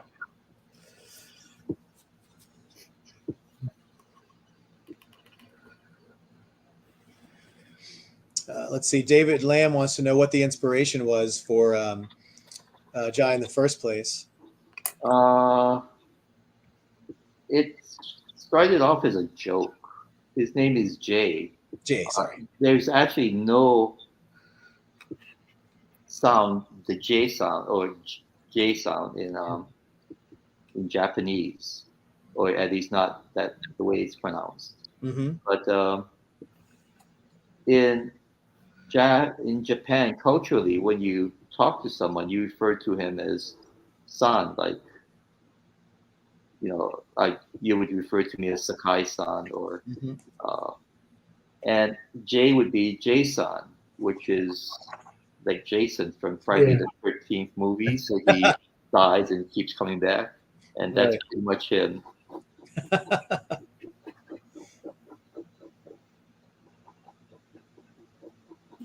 Jay was actually in the Nickelodeon Ninja Turtle TV series the last time Yusagi was appearing with them. He was a major villain. So that was pretty exciting. And it's he's one of my favorite villains.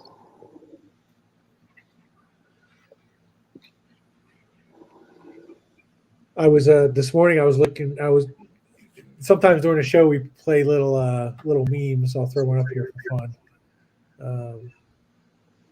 Boom! Cut the check. So I was looking for. I put Yusagi Yojimbo in YouTube, and a Ninja Turtle highlight reel came up. I was looking for something I could pull off to use on the show, and after 45 minutes, I realized that I wasn't even paying attention to what they were saying. I was watching what was happening on the screen. You got caught up in the cartoon. Oh, it was awesome! It was awesome. They were. It was the one where he was fighting. It was a battle.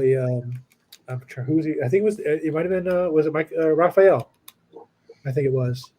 And then, of course, they get interrupted in their fight, and they have to protect, somebody else from all these ninjas. And it was pretty cool. It was pretty awesome. Yeah. They just pieced all the Yusagi moments together in one big reel. Favorite, I believe. That was for David Royer, yes. And the next one is for David Lamb, and he wants a Jay. Jay. Jay. Yeah. Different Jay. Different Jay. That's awesome.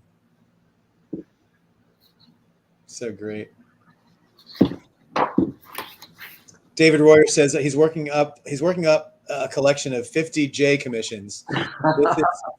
This is my second by Stan, and the collection is called 50 Shades of J. That's fantastic. Oh my gosh. 50 Shades of J. All right, that's our show tonight, guys. Stan, you have your next title for your sketchbook. 50 Shades of J. 50 Shades of J. So what's next after this J sketch, Ken? After J is Armored Yusagi. Oh, okay. Well, that Horizontal, is you would ask. armor. So I usually charge more for the armor just because it's more detailed. It does take a lot longer. So that There is you go. for It's Christian. up to you. So it's just that's what I usually do. Sure. Sure. Yeah. Well, Christian, that was yours, so you can let us know if you're willing to pay that extra. Yep. So Christian, if you're out there, just let us know if you're willing to pay a little extra for that little extra work he's going to have to put into that one. And yeah, we got plenty of time. He just started. Or if you want something else, it's fine. But, Or if you want to switch it out, that's cool. Yeah. That works too.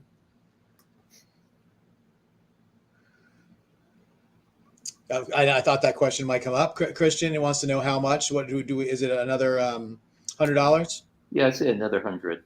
There you go. So if you get I think you chose the 9x12, so that would make it $400.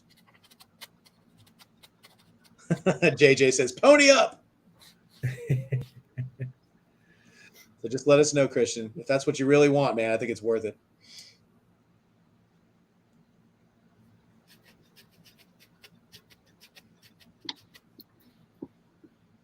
Or once again, you can just change the character. No harm, no foul. Yeah, that's fine. Or same character, just different outfit.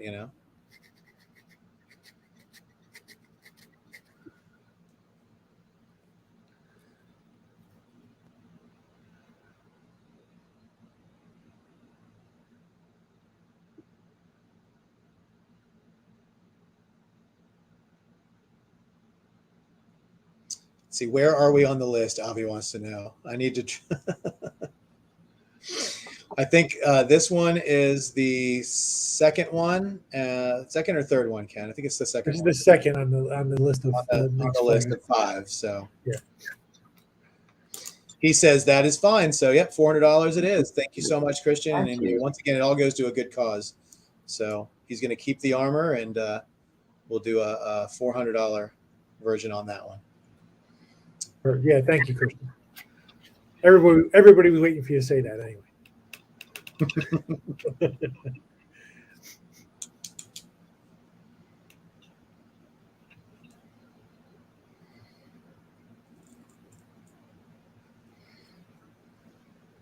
$50 Shades of Jay. That's fantastic. Let's see.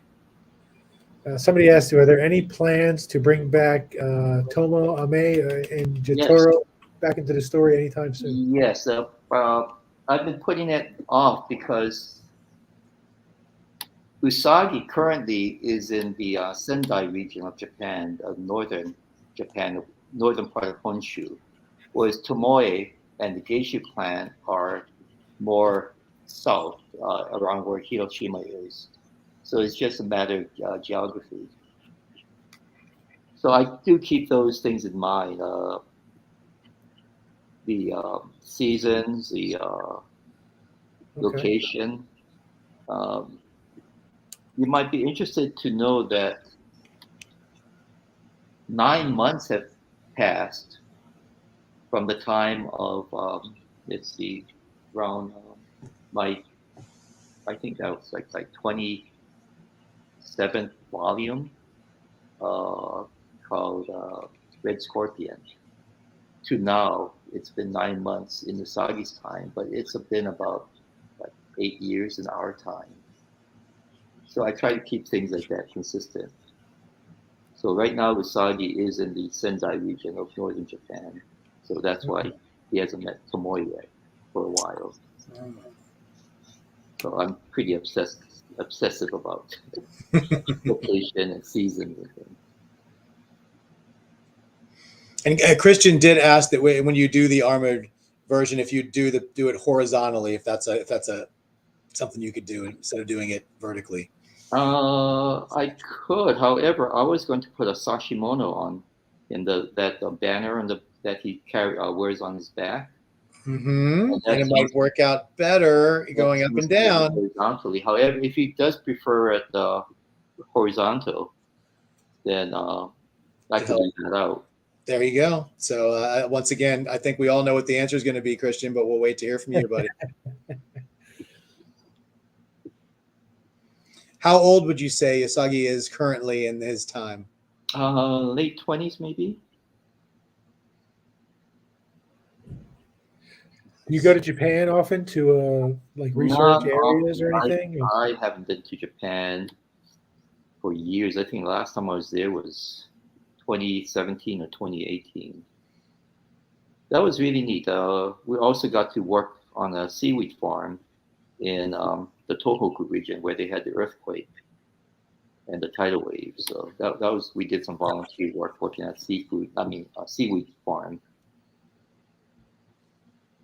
But yeah, I would love to go back to Japan. It's just that their quarantine system is very strict right now. So Oh.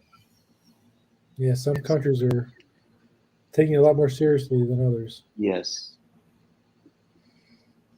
And Christian says, let Stan do his thing. So I guess, yeah, whatever you had planned, you just keep doing for that next okay, piece. wonderful. And let's see. Jason Harris asked if you have a favorite samurai movie. Oh, Seven Samurai. That and Satomi Hakkenden, the 1959 version with us, and that's wonderful. It's based on like a 47 volume story about the Satomi clan, and it's full of magic and great warriors of fighting, and it's been remade a number of times. But I love the 1950, I think the 1959 version. Let's see. Kirk Fredericks asked, he says, many fans have favorites like Dragon Below or Grasscutter. Do you have a favorite book or storyline? One of my favorites is the Kite Story. It tells a story of basically a kite maker and how he created one of those giant odako, those giant fighting kites, 40-foot tall fighting kites. And it's significant for me in that that's the first time I actually did a lot of research into a story. I told how the kite maker would go into the forest to get the mulberry bark, strip off the bark, and how he made the paper, how he got the bones, seasoned the bones to make the kite, and finally how he painted the kite itself with a huge odako. And I also told about the kite festival and how it originated, because the lord of a province had ordered a canal to be built. And once that was completed, he ordered a day of celebration, a kite festival. And it gave the people, a great reward, a time for relaxation, but also all those feet running up and down the side of the canal stamped it into a solid embankment. And I thought that was just genius. So I included that as part of the story. Oh, wow. Yeah. And Usagi comes to town because it's a kite festival, so it attracts gamblers. Usagi's there just to see the kite festival, but the gamblers come to town, PD the townspeople, and Usagi calls them out for what they're doing, and the townspeople chase the gamblers out of town. The gamblers chase Usagi out of town, and Usagi makes his escape holding on to one of those giant fighting kites. So that was one of my favorites, just because it took a lot of research, and it just happened because I found a book on kite making. Oh, wow. That's crazy. It's funny where the inspiration comes from. That's awesome. It is, yeah. It comes from all over. There was one story called Seaweed in that takes place at a seaweed farm. And that came about because my parents went to Japan and they passed a seaweed farm and took pictures. And when we were looking at pictures, they mentioned, oh, this is a seaweed farm. And I had never heard of a seaweed farm before. So I did a bit more research and found that the Peabody Museum in Salem, Massachusetts, was having an exhibit on seaweed farming, on traditional seaweed farming. So I went to Massachusetts and collected some information there. And this is before the time of video or phones. And so I had to write everything down. It was all notes. So that became that story about the seaweed farming. So it comes from all over. Most of my inspiration comes because I did deadlines. So when my editor says, "Oh, you need a story in by the first of the month," he gets the story by the first of the month. So I try to be very conscientious and diligent when deadlines are involved. No, that's cool. See, N Steele asked, will Chuzu appear in any time soon in the series? Chizo? Chizu. Actually, the story I'm working on now, she's a guest star in. Oh, cool. There you go. This is for the other David. Yep, that's right. And the next David one, That is David Lamb. Lamb. Yes. Yep, LAMB. Okay, there you go. And then the next one is the 9x12 armored. Oh yeah. Okay. And just so I know, Ken, what's the next one after that?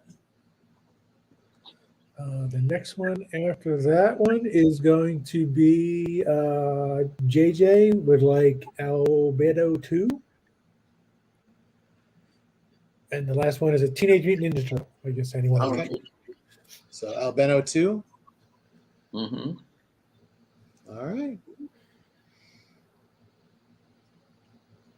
And then after that, guys, before the next round of claims, I think we're going to let Stan do his more finished piece so we can take a look at his. We want to see that brushwork and all that wonderfulness he's going to put in there. So we'll probably do. Now, Stan, do you want to just draw whatever you want and then we'll offer it up, or do you want to? Maybe Leonardo and Yusagi or something. Yeah, that sounds good.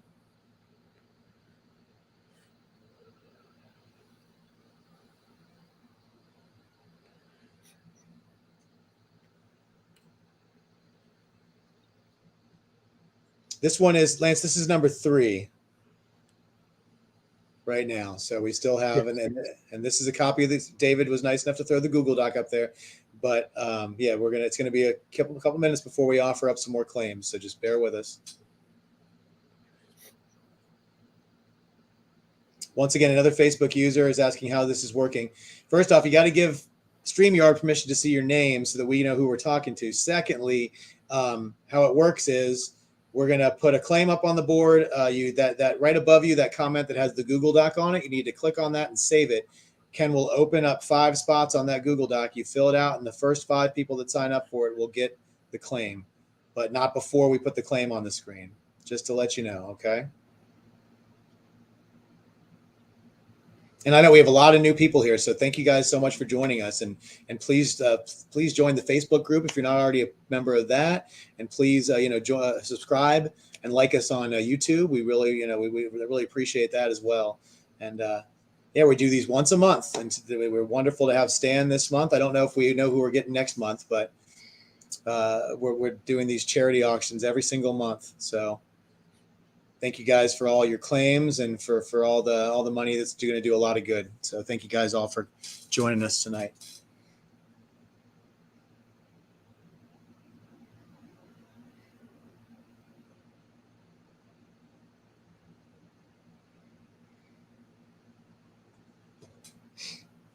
This just makes me wish I had a better screen on my laptop so I could see this better. Oh, yeah.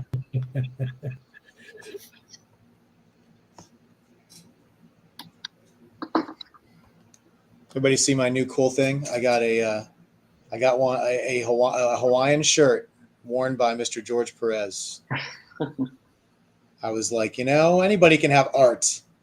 Anybody can have a page from, Infinity Crisis or, Judas, or Infinity Gauntlet. I got a shirt that his wife made by hand and he wore. Oh, wow.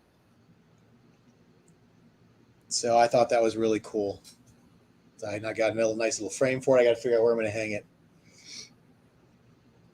You've met George before, haven't you, Stan? Yes, I have. Wonderful gentleman. Mm-hmm. How's he doing? He's doing okay. He's basically kind of on home hospice, sort of. He's just he got that horrible diagnosis, and he's just been, so he's been pretty much homebound. A little, I think he's gotten out a little bit in the last couple months, but he's pretty much homebound now. But seems to be in very high spirits and Good. And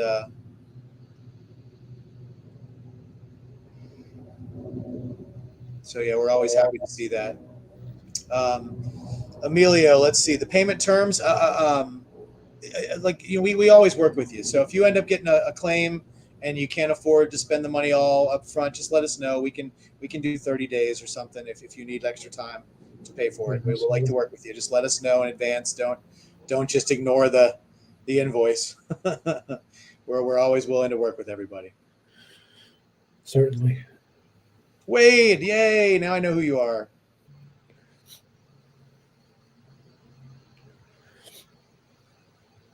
Oh, and Angel is from Mexico. Nice. Yeah, guys, chime in from where you are, man. We like to know how worldwide our reach is. So we love to see people from new countries. Ken gets like a kind of a breakdown occasionally on Facebook, but we love to see people giving shout outs to their home countries. So yeah.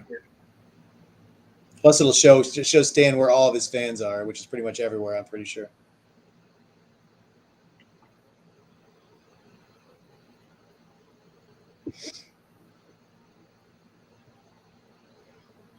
Yep, whoever's in New Jersey, I have you as Facebook user, so I don't even know who you are. I want to know who you are.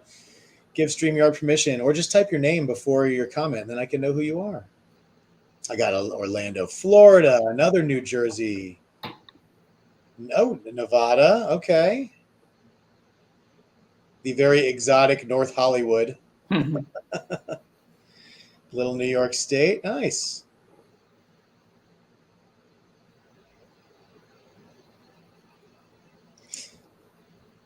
Yeah, I can see why that armor would take a lot of extra work.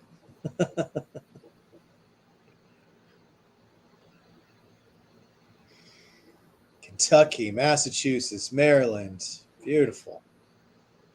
Ooh, South Dakota. I always wanted to go to South Dakota. That's where Kirk is from. Kirk Fredericks. He's from Pierre, South Dakota, which is the capital. If my grade school is correct. Another New Jersey. All right. Yep. From Hawaii to Tucson. All right. Ooh, South Dakota, JJ. JJ, we don't count you. Get out of here. You said there was someone from Hawaii? They said they are originally from Kailua. Kailua? Oh. But now they live in Tucson. Oh, okay. They're in the Air Force. Oh. I was in Tucson earlier this year for the Gem and Mineral Show. Oh. They have a world-renowned show, and it takes place like over a period of maybe 6 weeks. I bought a dinosaur fossil. Oh, wow. What kind of dinosaur? Basilosaurus. I was so into dinosaurs in my 20s. Oh. I used to go to the museum. Mm-hmm. I live in Washington D.C., so I used to go to the museum like 2 times a week. I would take the metro in and just go and walk around and stare at the fossils. It was just Yeah, I still love dinosaurs. In fact, that's why I came up with those lizards, Mm-hmm. just because I love to draw those dinosaurs. Any excuse, right? Yeah.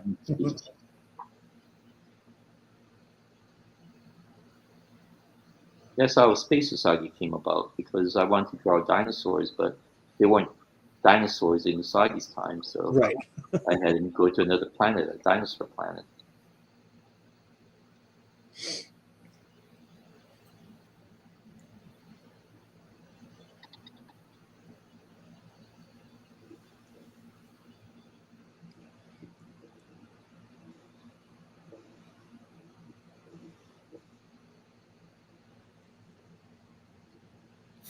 Let's see. Kim wants to know if there's any plans to bring Tomo Ami or Jontro back in a storyline anytime soon. I think we already covered this question. Yeah, we did. Usagi's in a different part of the country. He's in northern Japan, in Sendai, and Tomoe lives in further south, in basically where Hiroshima is now. There you go. Yeah, I was going to say, I thought I read the question very similar. So great minds. Someone else had wanted to know the same thing. So yeah, Hiroshima is also where my ancestors are from. My dad's family is from Hiroshima, but my mom was from Nagasaki. So they're both places where that bomb fell. My mom was actually in Nagasaki when the atomic bomb fell. Oh my God. And fortunately, she was just on the other side of the mountains, and that protected her. Wow, that's crazy. But she would tell stories. Oh yeah, it's like burning bodies on the beach and things like that. So. Oh my gosh.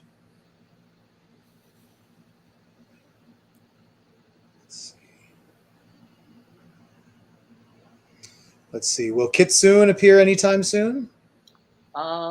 She was just in the Usagi story. So yeah, she appeared quite recently. It was a story called Ransom, in which Keiko, is it Keiko? No, I forgot her name, but her protege gets kidnapped and held for ransom.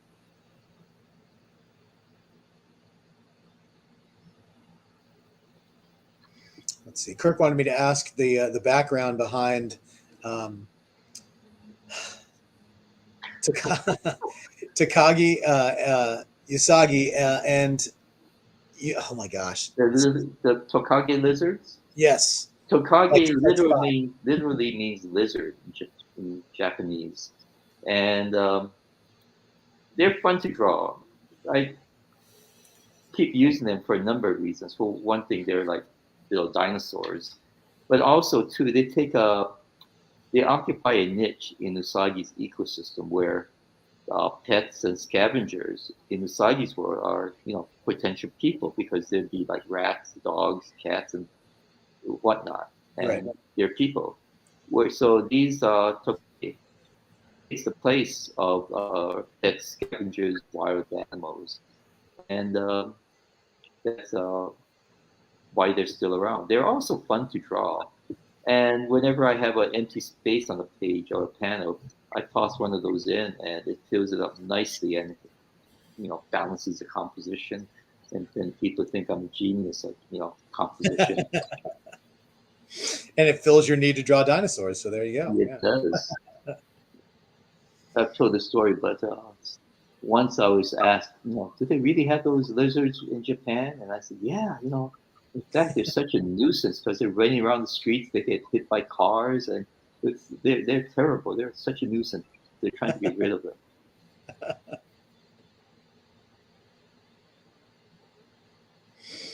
Yeah, everybody misses Spot. That's what the comments are saying.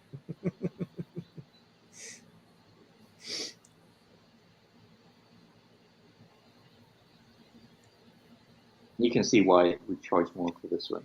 Oh yeah. Another David wants to know if there's an animal that you haven't used for a character, but you'd still like to. Not really. I mean, I can.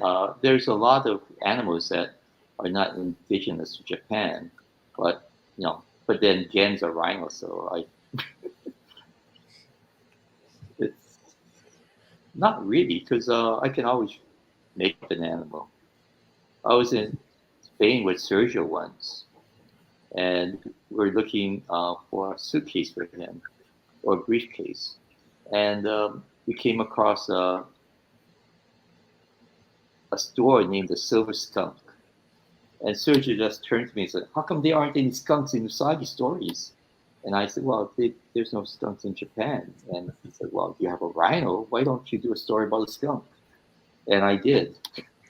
There you go. That's how you. Oh yeah, well I'll do that then. I can Yeah, do that. Is that a challenge? I love traveling with Sergio. He's such a neat guy. It's like if you're ever lost in Spain, there's no one I'd rather be with than Sergio. There you go. Hunter Yeah, wants to know, has there ever been an elephant? There was in a Chibi Usagi story called the Zo Ninja. It was a elephant ninja, Wow. but it was a Chibi Usagi story, so it was just a fun little story, Oh. but not in Yosagi. Actually, no. I guess I didn't. It was for another series that I did, but not in Usagi. Someone says we're all waiting for a platypus.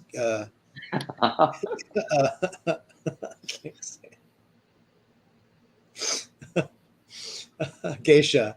We're all waiting for a platypus geisha to show up. There you go. Well, when I had backup stories, Scott Shaw and Mark Evanier did a story called Duckbill Platypus about an Australian platypus who's an adventurer, and that was one of the backups. So, but never in an Usagi story.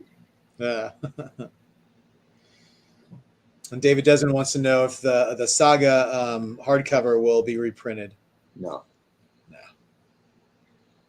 That's it. It's like we did those sagas. The first, second printing of the saga issue, Saga 1, had a hardcover edition, and we got complaints saying, I bought this in good faith. However, you're reprinting the book in hardcover. And so the others, we never could do a hardcover edition. But then people complain, why don't you do a hardcover edition, the second edition in hardcover? And you can't win. So right now there are no plans to do more hardcover editions, at least the reprints.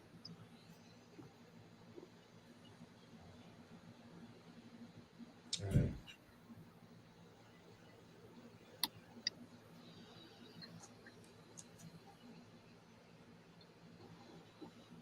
That's fantastic.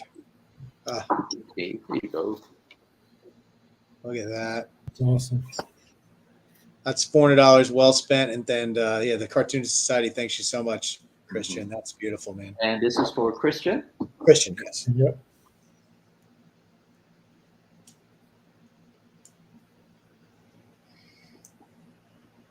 Well worth the extra $100. Awesome. And then JJ's piece is next. His character again was Albedo 2.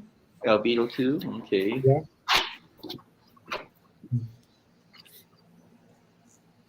This has have to be off the top of my head here. It's for JJ, so just stick figures are fine. Don't put any effort in. It's okay. Yeah, really.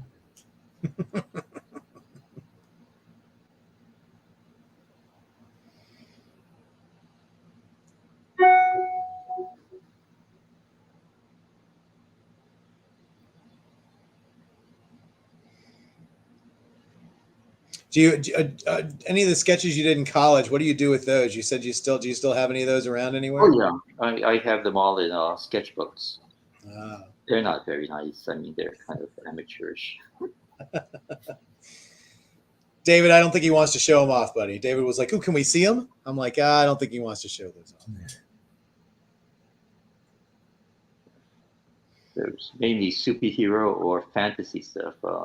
Back then, I had just discovered Lord of the Rings. This is in the mid 70s. So a lot of it were very fantasy oriented.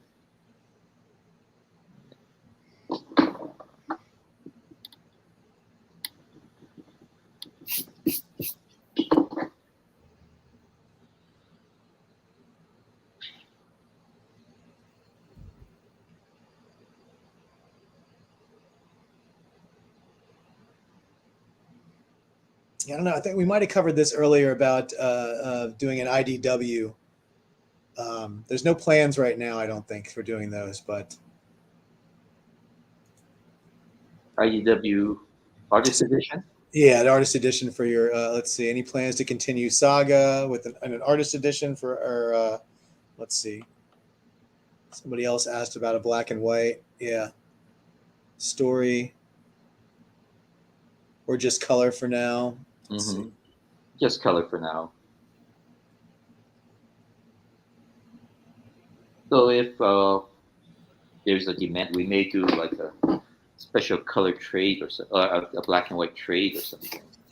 Trade paperback. There you go.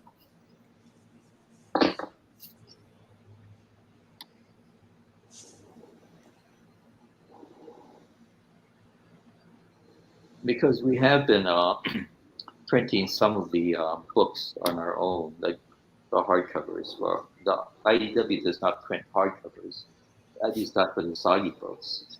So we've been taking it upon ourselves to print it ourselves. So we've had a hardcover of Tengu War, and we're going back to do a hardcover of Homecoming. And those are only available through the stansakai.com website.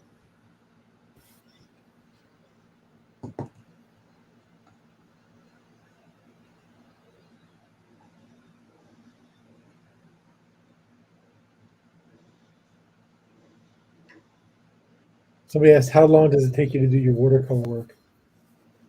My what? Watercolor? Oh, watercolor? Oh, the covers, maybe 3 days. Oh, wow. How many hours a day do you usually draw? Oh, it varies. My typical day is I go hiking in the morning, and then at work maybe 8 hours or so. It's a typical day. Oh, wow. Someone asked, how But many Eisners? I also work every day. Like Yeah. even a couple of days was Easter, I was drawing. On my birthday, a while back, my editor Diana called me on my birthday to wish me happy birthday, and I was working, and she said, "What are you working on your birthday for?" And I love what I do, and I'm very fortunate that I get to do what I do. How many Eisners do you have?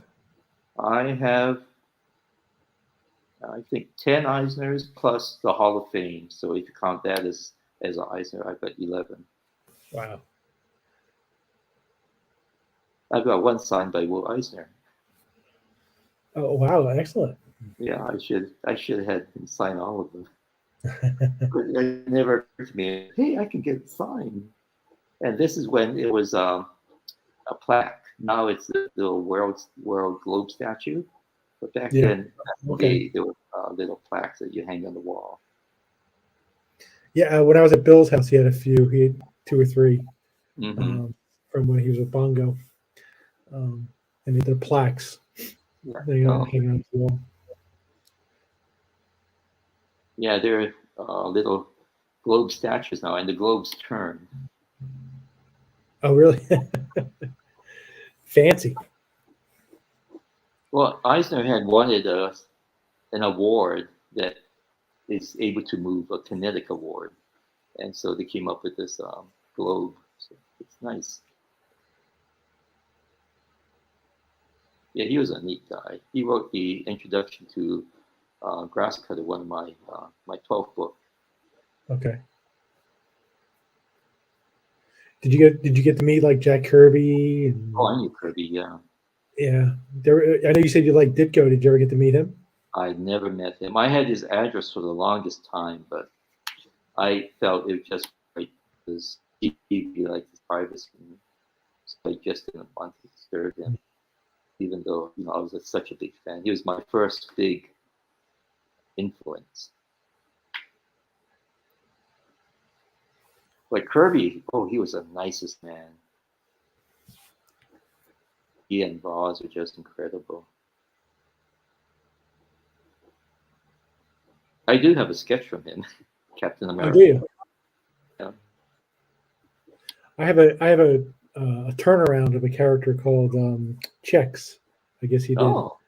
And but the best part is on the back of the sketch is his it's signed by him and it has his name, it has his address and phone number. Oh.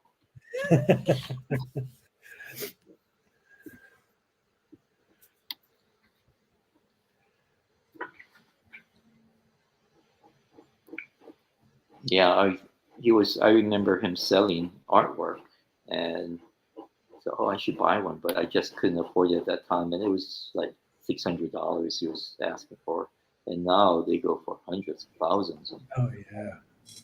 Insane. Who are we talking about? What did I miss? Jack Talk Kirby. about Kirby. Oh yeah. He's nice.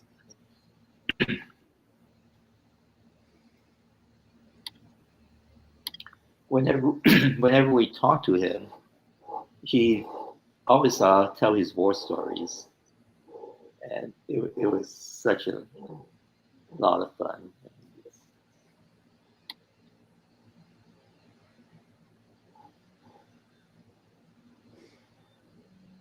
Yeah, I had a few conversations with Joe Sinet about, he served in the Pacific in World War II, Mm-hmm. and my dad did as well. So we would always talk about that. And those, it's amazing how many of those artists served. Yeah.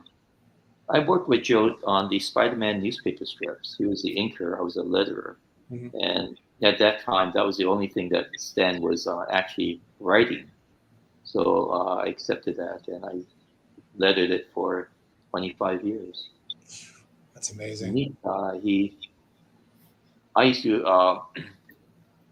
drive over to Westwood and drop off the artwork because I just like seeing Stan, and whatever he was doing, if he was in a meeting, he'd come out and say hello to me. I'd look over the strips, and yeah, he was such a neat guy. Yeah. So Ken, you'll have to send Stan a picture of you have one of those newspaper strips. Maybe he's the one who lettered it. I did the Sundays. Just the Sundays. Yeah, just the Sundays. Oh, okay. I don't know if you have which one you've got, Ken. Is it a 6-panel or a 3-panel?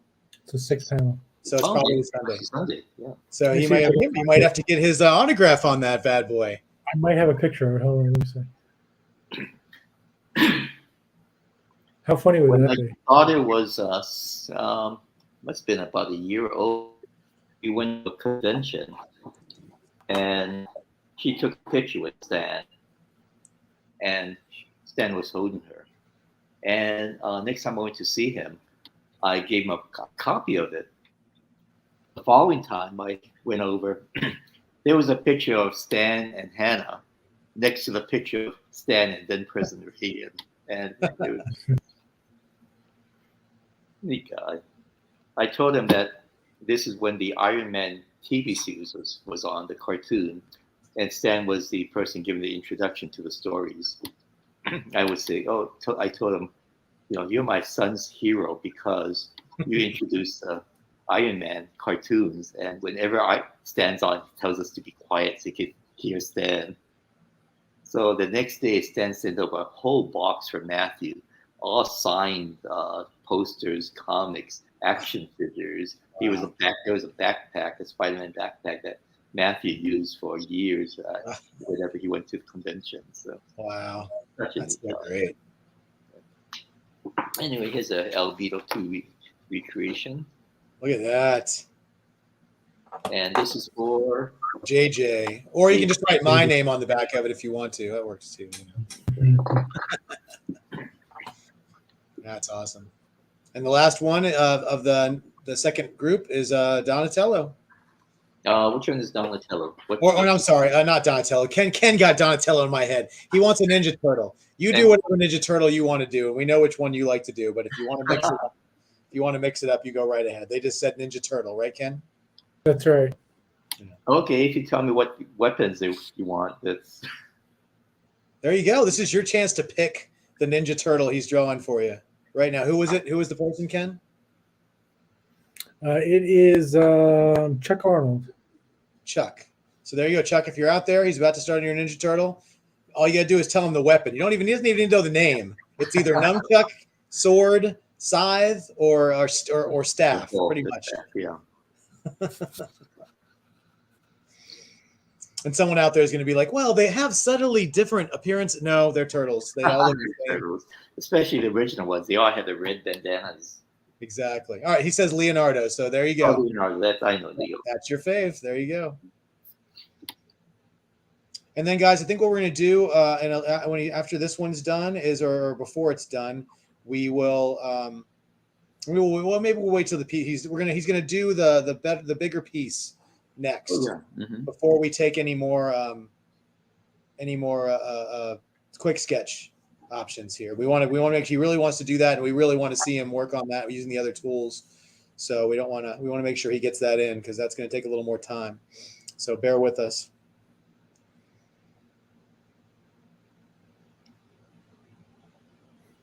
Can you actually see these pencil lines? Or oh yeah, okay.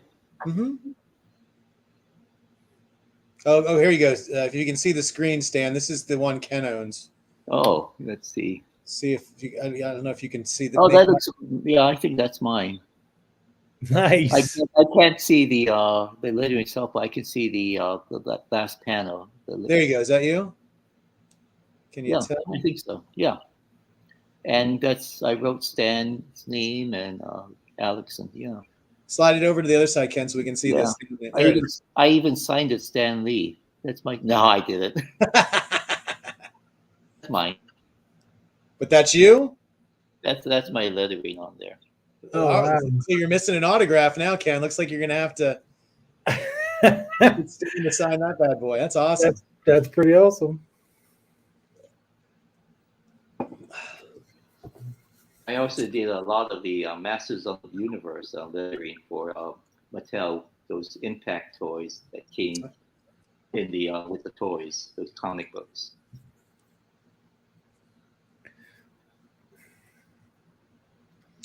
David asked if they can claim that.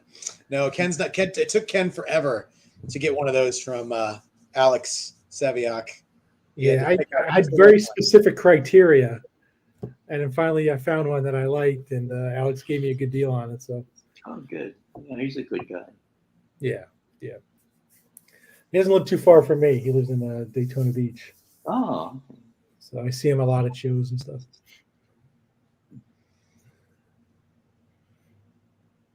So yeah.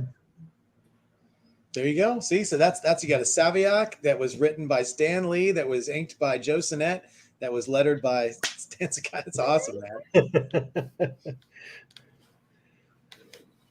That'll be on eBay. Never. Yeah, exactly. Well, that's like me. You know, when I met Stan, I got him to sign. I didn't have a book for him to sign, so I just went to the nearest comic book dealer and just dug through and just found an amazing Spider-Man book that cost $4 that I thought was a really cool cover, and I gave it to him to sign. And little did I know, like after I got the book, that like, you know, Keith Pollard had done the cover, and I was like, well, that's cool, and I got him to sign it. And then I opened up the book, and it was written by Marv Wolfman, and I'm like, oh, well, that's cool. I got him to sign it. It was drawn by Jim Starlin. Oh. And I was like, oh, so I got him to sign it. It was inked by Bob McLeod, so I got him to sign it. And then I met Jim Shooter, and he was the end. I'm like, the only people who didn't sign this book were the guy were the letterer, who now I feel really bad that I haven't tracked down, and the colorist. I just got to get the letter and the colors. Although I think the colorist was Marv Wolfman's estranged wife. I think it was his estranged wife. So I don't know if she's around anymore, but yeah, it's funny how those things work. You see, Ken, you never even would have looked at given those letters a second look. No, now that piece even means more to me. Touched by the hands of four great comic creators. There you go. Well, Stan didn't actually. Well, Stan did sign it, so I guess he did touch it. Well, he wrote it, and he wrote it too. I mean, and he always approved the artwork. He worked as a real editor. Every time one part of the process was done, like pencil, inking, lettering, it went back to Stan for approval. Now people are like, oh, I wonder if Stan lettered mine. Yeah. Well, listen, if it's a Sunday edition and it was written by Stan Lee, maybe. It's possible, yeah. Your Instagram is going to fill up with Sundays. Did you do this? Is that your W? Is there something specific, like a telltale?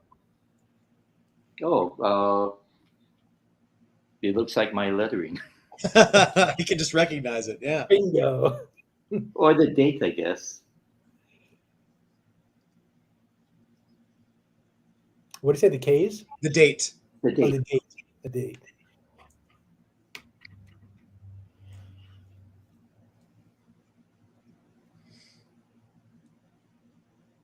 Yeah, that was the other thing I was trying to do when I was looking for those dailies. I was trying to find one with like a date of like myself or my wife or one of my kids. But Like birthdays. yeah, but then I decided, no, I'm just going to go with, something with Spider-Man in it, signed by Stan, Joe, and Alex. And, make sure the autographs look nice. And finally, I think I got it in Baltimore last year, didn't I? Yeah, yeah. And you've been looking for one. We'd been to at least 3 or 4 shows with him before that one. Yeah. I was harassing Alex for days in MegaCon trying to find something, but nothing, and nothing checked off all the check boxes. Let's see. Wade says his is from 9/21/2008. So if that's a Sunday, I don't know if that's a Sunday. If it has to be a Sunday one, guys. It has to be a Sunday, yeah. It could be. I can find out right now. Oh, if it was a Sunday? It was a Sunday. Oh, well. Well, you'll have to Instagram or Twitter him and zoom in on the wording.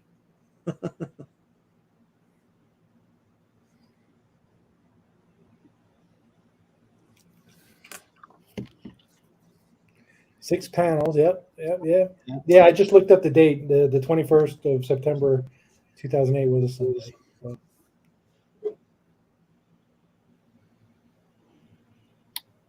I think I stopped doing it about 2010 or 2012 maybe.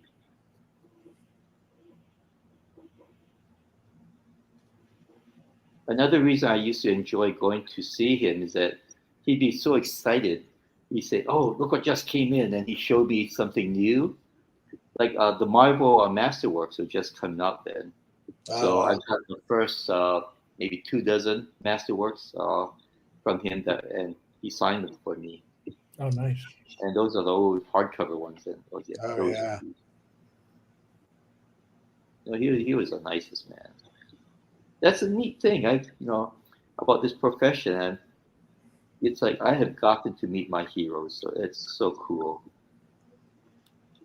I knew Stan Lee. I knew Jack Kirby. I worked with Sergio Aragonés. It's like, it's neat. I knew Mobius. So it's just incredible. I've been very blessed.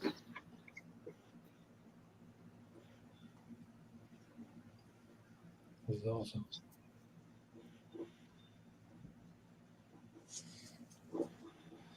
That's kind of like how Ken and I are kind of feeling. I mean, considering where we were in this hobby just a couple of years ago and where we are now and what we're doing with people like you, it's just, every day our minds are kind of blown, really.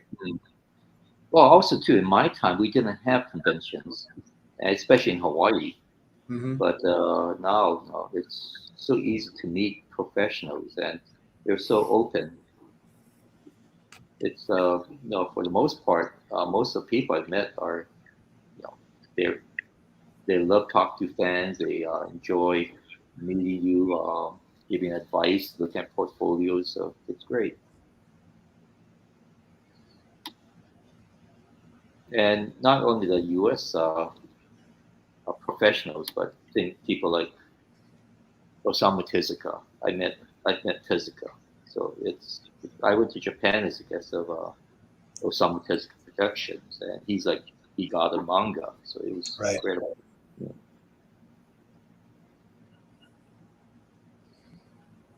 Yeah, it's crazy.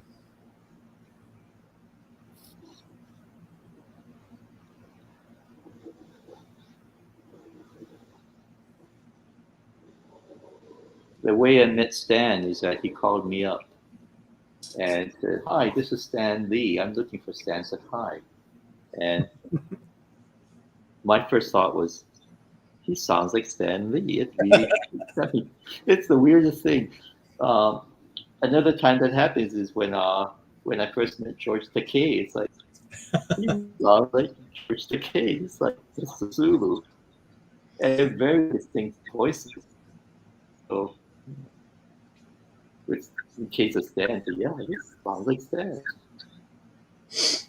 Scott Shaw had recommended me to him because he was looking for a letterer for his Spider-Man Sundays. I was in a restaurant in New York once, and I hear this voice behind me, and it was so recognizable. I was like, "That's Alan Alda." Oh, Just hear that, Hawkeye. yeah. I turned around, you were sitting there. It was, it's like, man, it was so amazing to, hear that voice in person. It's like, well, oh my God. I didn't even have to turn around. I knew it was him. There you go. And that is fantastic. Oh, wow. That's and awesome. this is for That is for Chuck Arnold. Chuck Arnold. Oh, okay. I know. All right. Yeah, now we're gonna. Well, I can't wait. Now we get to see this. You grab some different tools. Mm-hmm. So so this is an $800 piece with 2 characters.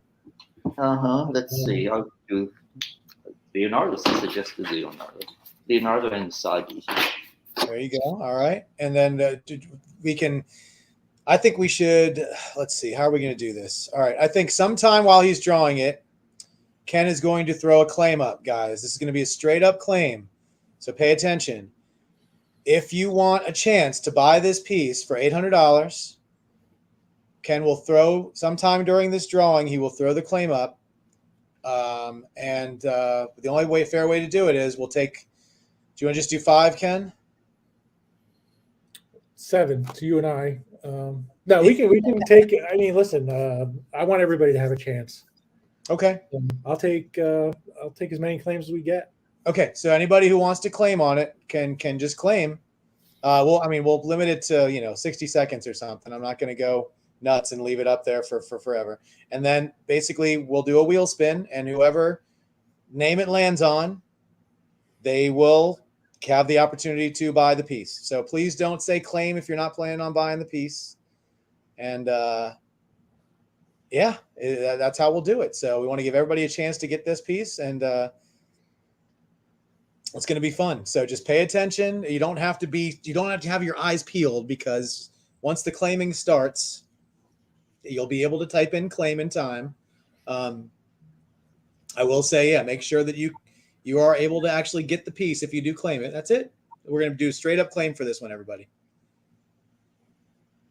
So he's going to do this with pencil, but he's also going to be using some of his other tools, which I can't wait to see. We may have to knock me and Ken off the screen and go super full screen on this. Well, we have, with all the sketches that we did, the $400 sketch by Christian, JJ saying he's going to give an extra 100. We are at $3,200 for the National Cartoonist Society Foundation. So this one will give us $4,000 that we'll be donating to the National Cartoonist Society. So thank you so much. Yes, thank you guys. It's a great organization. The foundation is a great. It's the charity arm of the NCS. So that's great. Yes. So somebody said, I've never read Yusagi Yojimbo, but always wanted to. Love the art. What do you guys recommend to get into it to start? I don't know. I mean, you could pick up one of those great IDW books. Yeah, Usagi is one of those that you can pretty much start with any book, and you can get into it. You won't get lost. All you have to know is Usagi is a samurai, is a wandering Ronin, master of the samurai, living in an anthropomorphic feudal Japan. And like you said, I got 11 Eisners, 10 Eisners plus the Hall of Fame, American Library Association Award, a number of Ringo Awards, Harvey Awards. So yeah, it's out there.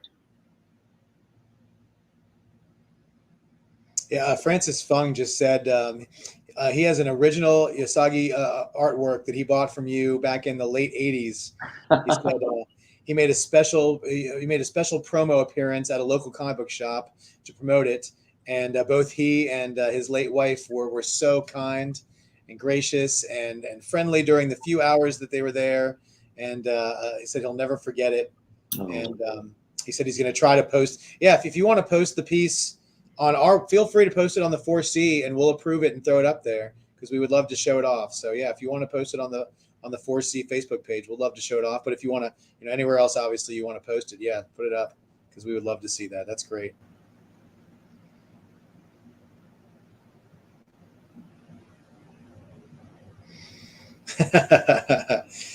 Wade, we loved. I'm sure that if we offered it up to people who just wanted to donate money, Stan would be here all night, and we would love.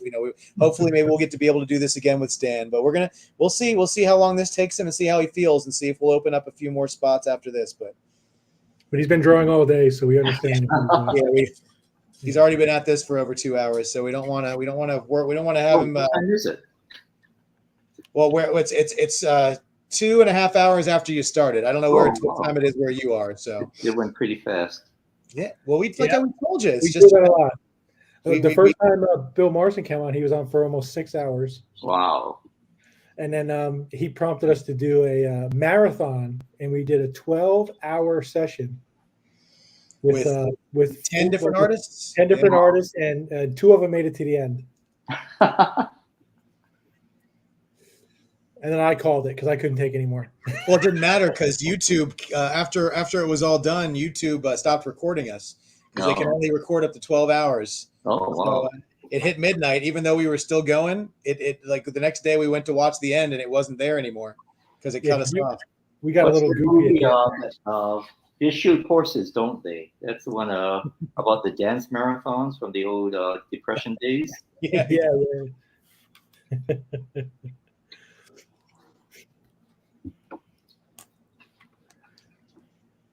Yeah, that was a fun night. It got a little crazy at the end, but we got a little punchy.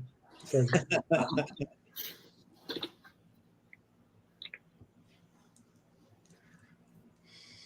Let's see. Rick says that he's a librarian, and one of his first iPad library programs was Yusagi.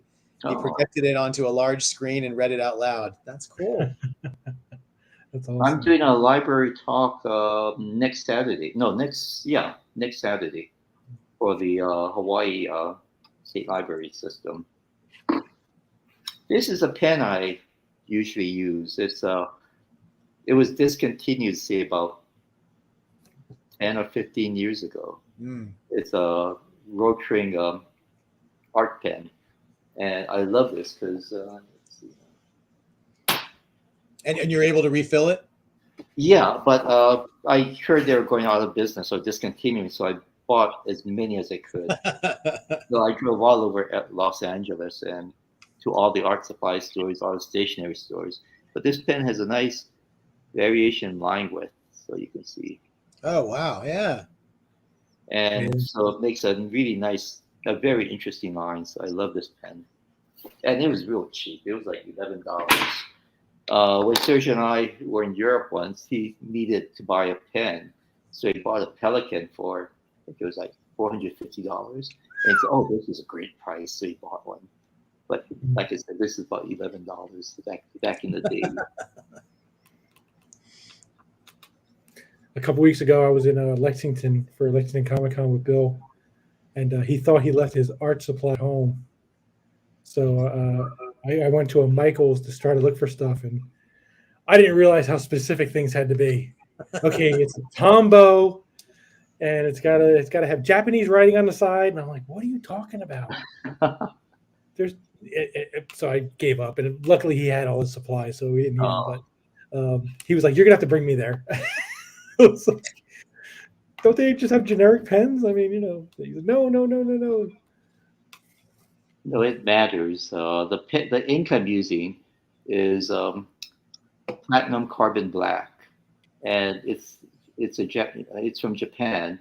Now they sell it in the U.S., but before I'd have to order it from Japan, and there's not too many pens that are made to be or inks made to be used by fountain pen.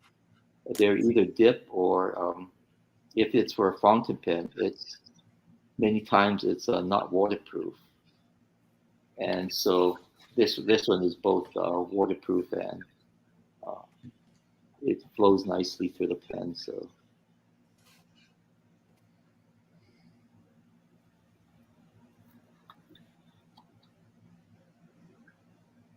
I turn my pages around a lot. I know there's some artists who work without turning the paper at all. Yeah, I don't know how they do. I can understand being able to draw like a really nice straight line. I cannot understand being able to do it from any angle. When I see people that don't turn their paper, it just amazes me. And I usually start with the eyes, like I did here.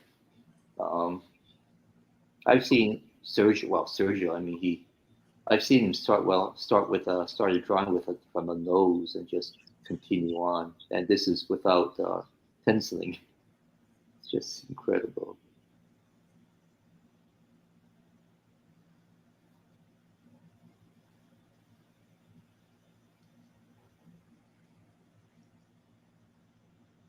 Jeff's not watching. Huh? What are you talking about?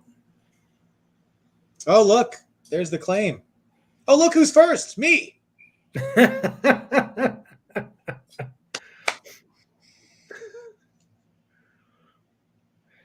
Yeah, Ken's like, Jeff's not watching. Are you out of your mind? I'm not watching. I'm putting my name in, but I don't have to claim. It's my show. No, I'm not gonna.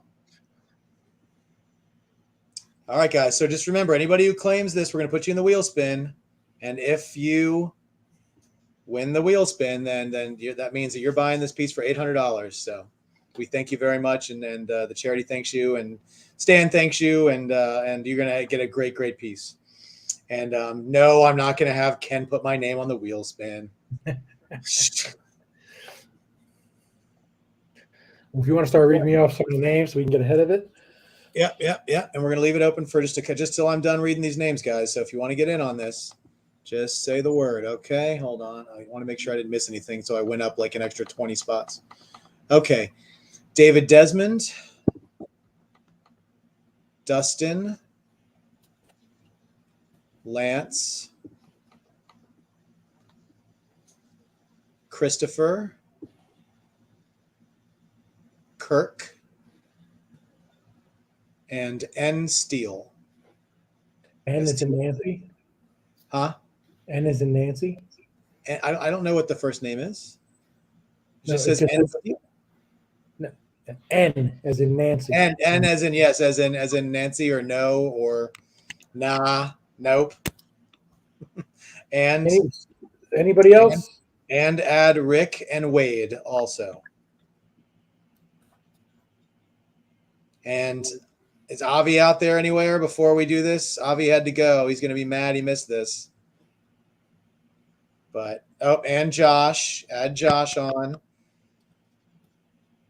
And guys, I know that there's a delay here, but I'm going to give it like 10 more seconds, and then we're going to have to cut it off because we can't just keep adding names forever. We want to make sure that we make it fair. We have 9 right now, so.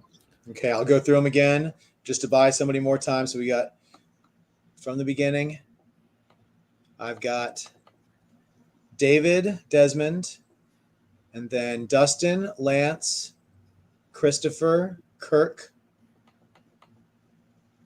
N. Steele, Wade, Rick, and Josh. All right. That's all I've got. And then my name on there 15 times.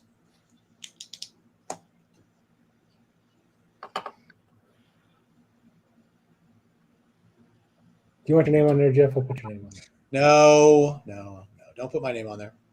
All right. Well, good luck to all the participants here, and good luck, everybody. Here we go.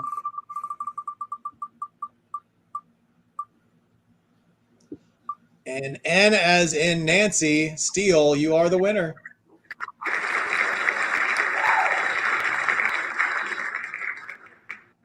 So this piece is yours. So just please email me at right there on the screen, 4ccomicart@gmail.com, or you can message us on Facebook Messenger. Either way, because and then we'll send you an invoice for that. Okay. And thank you so much. Congratulations on winning that.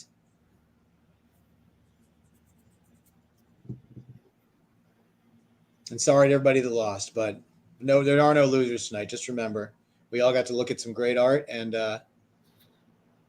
Mayor raised a lot of money for charity. So, yeah, you guys are the real heroes. $4,000 donations going to the National Cartoonist Society Foundation. Oh, great. Is it 4,000 exactly? Yeah. It will be, yes, 4,000 exactly. Somebody was like, "Yay, 4K," and I was like, "That's right. 4C donates 4K. That's how we do it."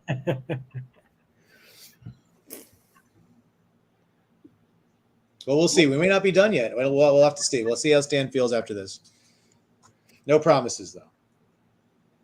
Oh, plus tips. Yes. If anybody who got art tonight, if you would like to leave a tip, because we can add that onto your invoice and on the Google Docs, just let us know. And all anything you guys leave, all of it's going to go straight to the charity. So it's nothing. We're not taking any money off any of this. It all goes to the charity. So just if you would like to leave more as a donation, we appreciate that. And thank you so much. The Cartoonist Society Foundation thanks you. And we'll be happy to donate that on your behalf. Those two mix-up pieces will go on the 4C page. At some point. That's when I get them in hand. So you have to, if you're not a member of the 4C group, join the 4C group, and I will put them up there.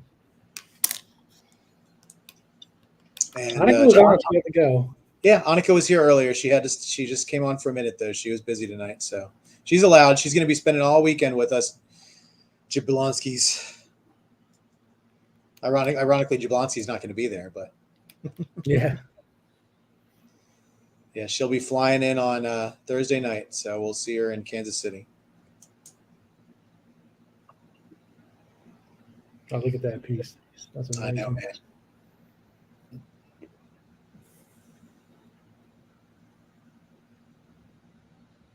Wait till he digs in, man. This piece is going to be stunning. I take it back, Ken. Do another wheel spin. Put my name in it.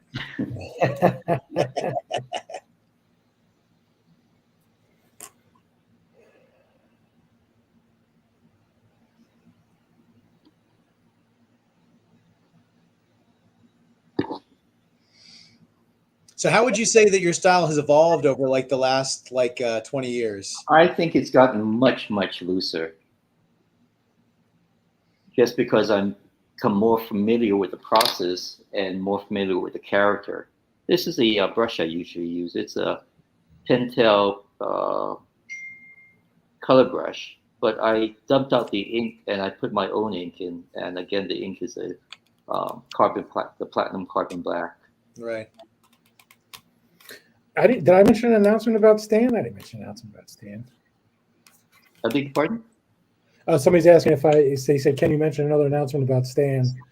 No, there's nothing to report right now. I'm lost. But as long as we stop it, Linda. It's a comment right here. I'll put it up. Oh, I didn't mention anything else that I remember. Another announcement featuring Stan. To address Linda Craig's at this weekend, we are going to be taking cards at the 4C booth as well. There's only like one or two specific things that we're only taking cash for. Raw John Romita autographs are cash only. There you go. So any autographs for John Romita Jr. that are raw, not CGC or CBCS or anything, those are cash only. But everything else, we'll be able to take cards for. So. If it's graded, we can put it on the card. But if it's a raw signature, it's if you're talking about like the experience packages, you can pay however you want with those. If you haven't paid yet, I don't even know if I sent Linda. I think you got one, Linda. I don't think I sent you an invoice. I was looking at that today. Yeah, that black is just striking. I love it. Yeah, it's nice flat black. And like I said, it's waterproof, so I can use this along with my watercolors. Oh wow. There you Linda go. said she's paid up. She's paid up, Ken. What are you talking about?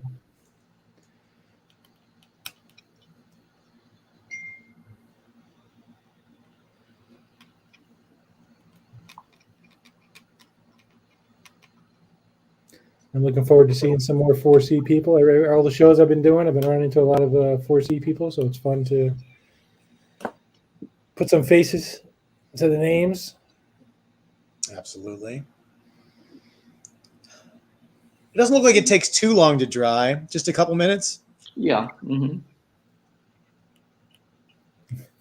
None more black. Yes. Spinal Tap. He's definitely turning it up to 11. So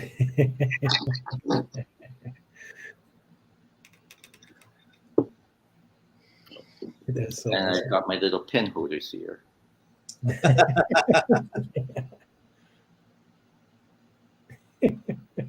What the fox? Actually, that's a dog. Is it? Oh, What is a corgi? No, that's a Shiba Inu. Oh, okay. Bill had a last con. He had a pencil sharpener with a nose. He stuck the pencil in the nose, and that's how he sharpened it.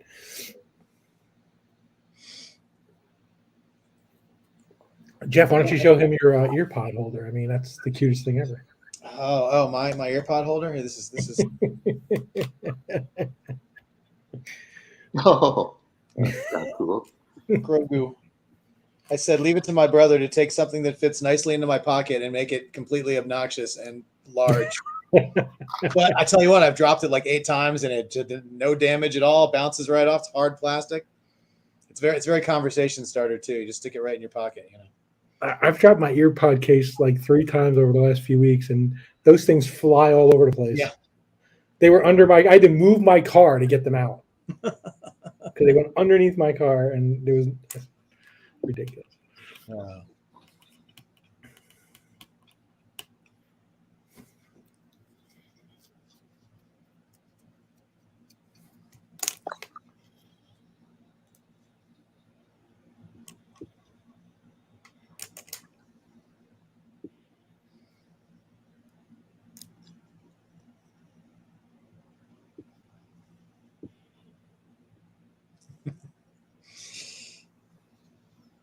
And Francis just posted his piece on 4C. I just approved it. Nice. See if you can share it on the screen, Ken. If you can. If you can't, don't worry about it. I should be able to.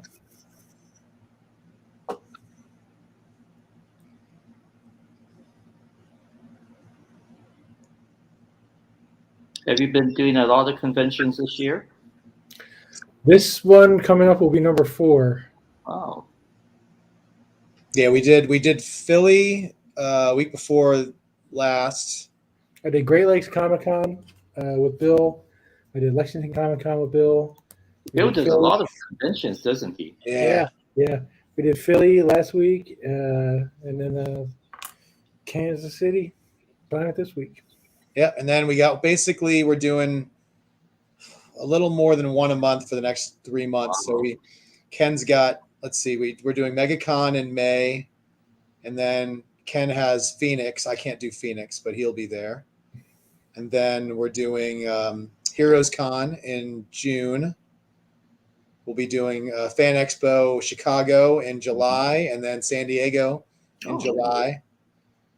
And then Heroes Con is another convention that's very great. I love it's very comic centric. So yes, another one of my favorite conventions. That in Baltimore are my 2 favorite because they're very comic oriented. Yeah, exactly. And artist and creator oriented. Very much so.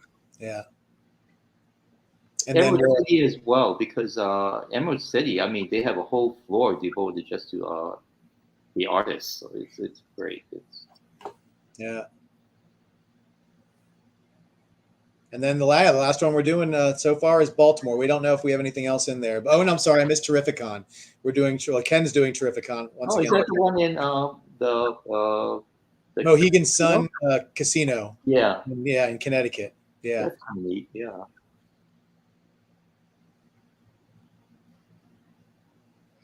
We did Lance that, says- and then we visited Peter Laird right after. That was Oh, nice. Oh, here's the piece that they bought from you back in the 80s. Oh yeah. Oh, I remember that piece, the watercolor. Ah, that's gorgeous. You think your stuff was a lot tighter back then? Very much so, I think. Look at the wood working, the hatch work on there, and Yeah. it's fantastic. That's awesome. Oh, he's a lucky person.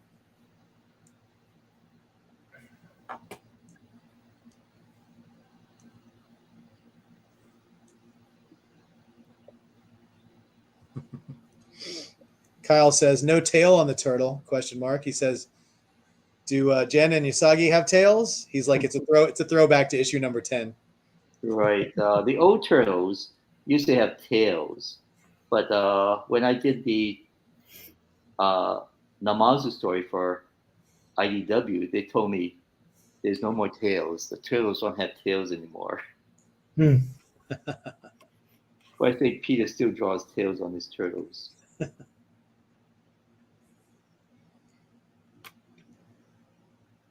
There you go. I think it's done. That is fan-freaking-tastic. Look at that. There you go. Congratulations, M. Steel. Look at that. Oh, Yeah, oh wow. I love that. that's insane. Oh my gosh. Excellent. Wonderful. Well, let's see. Stan, how are you feeling? Do you think you're about Getting done, or tired, do you want to? so I think we'll pretty much call it a night if that's Yeah. okay. Yeah, of course.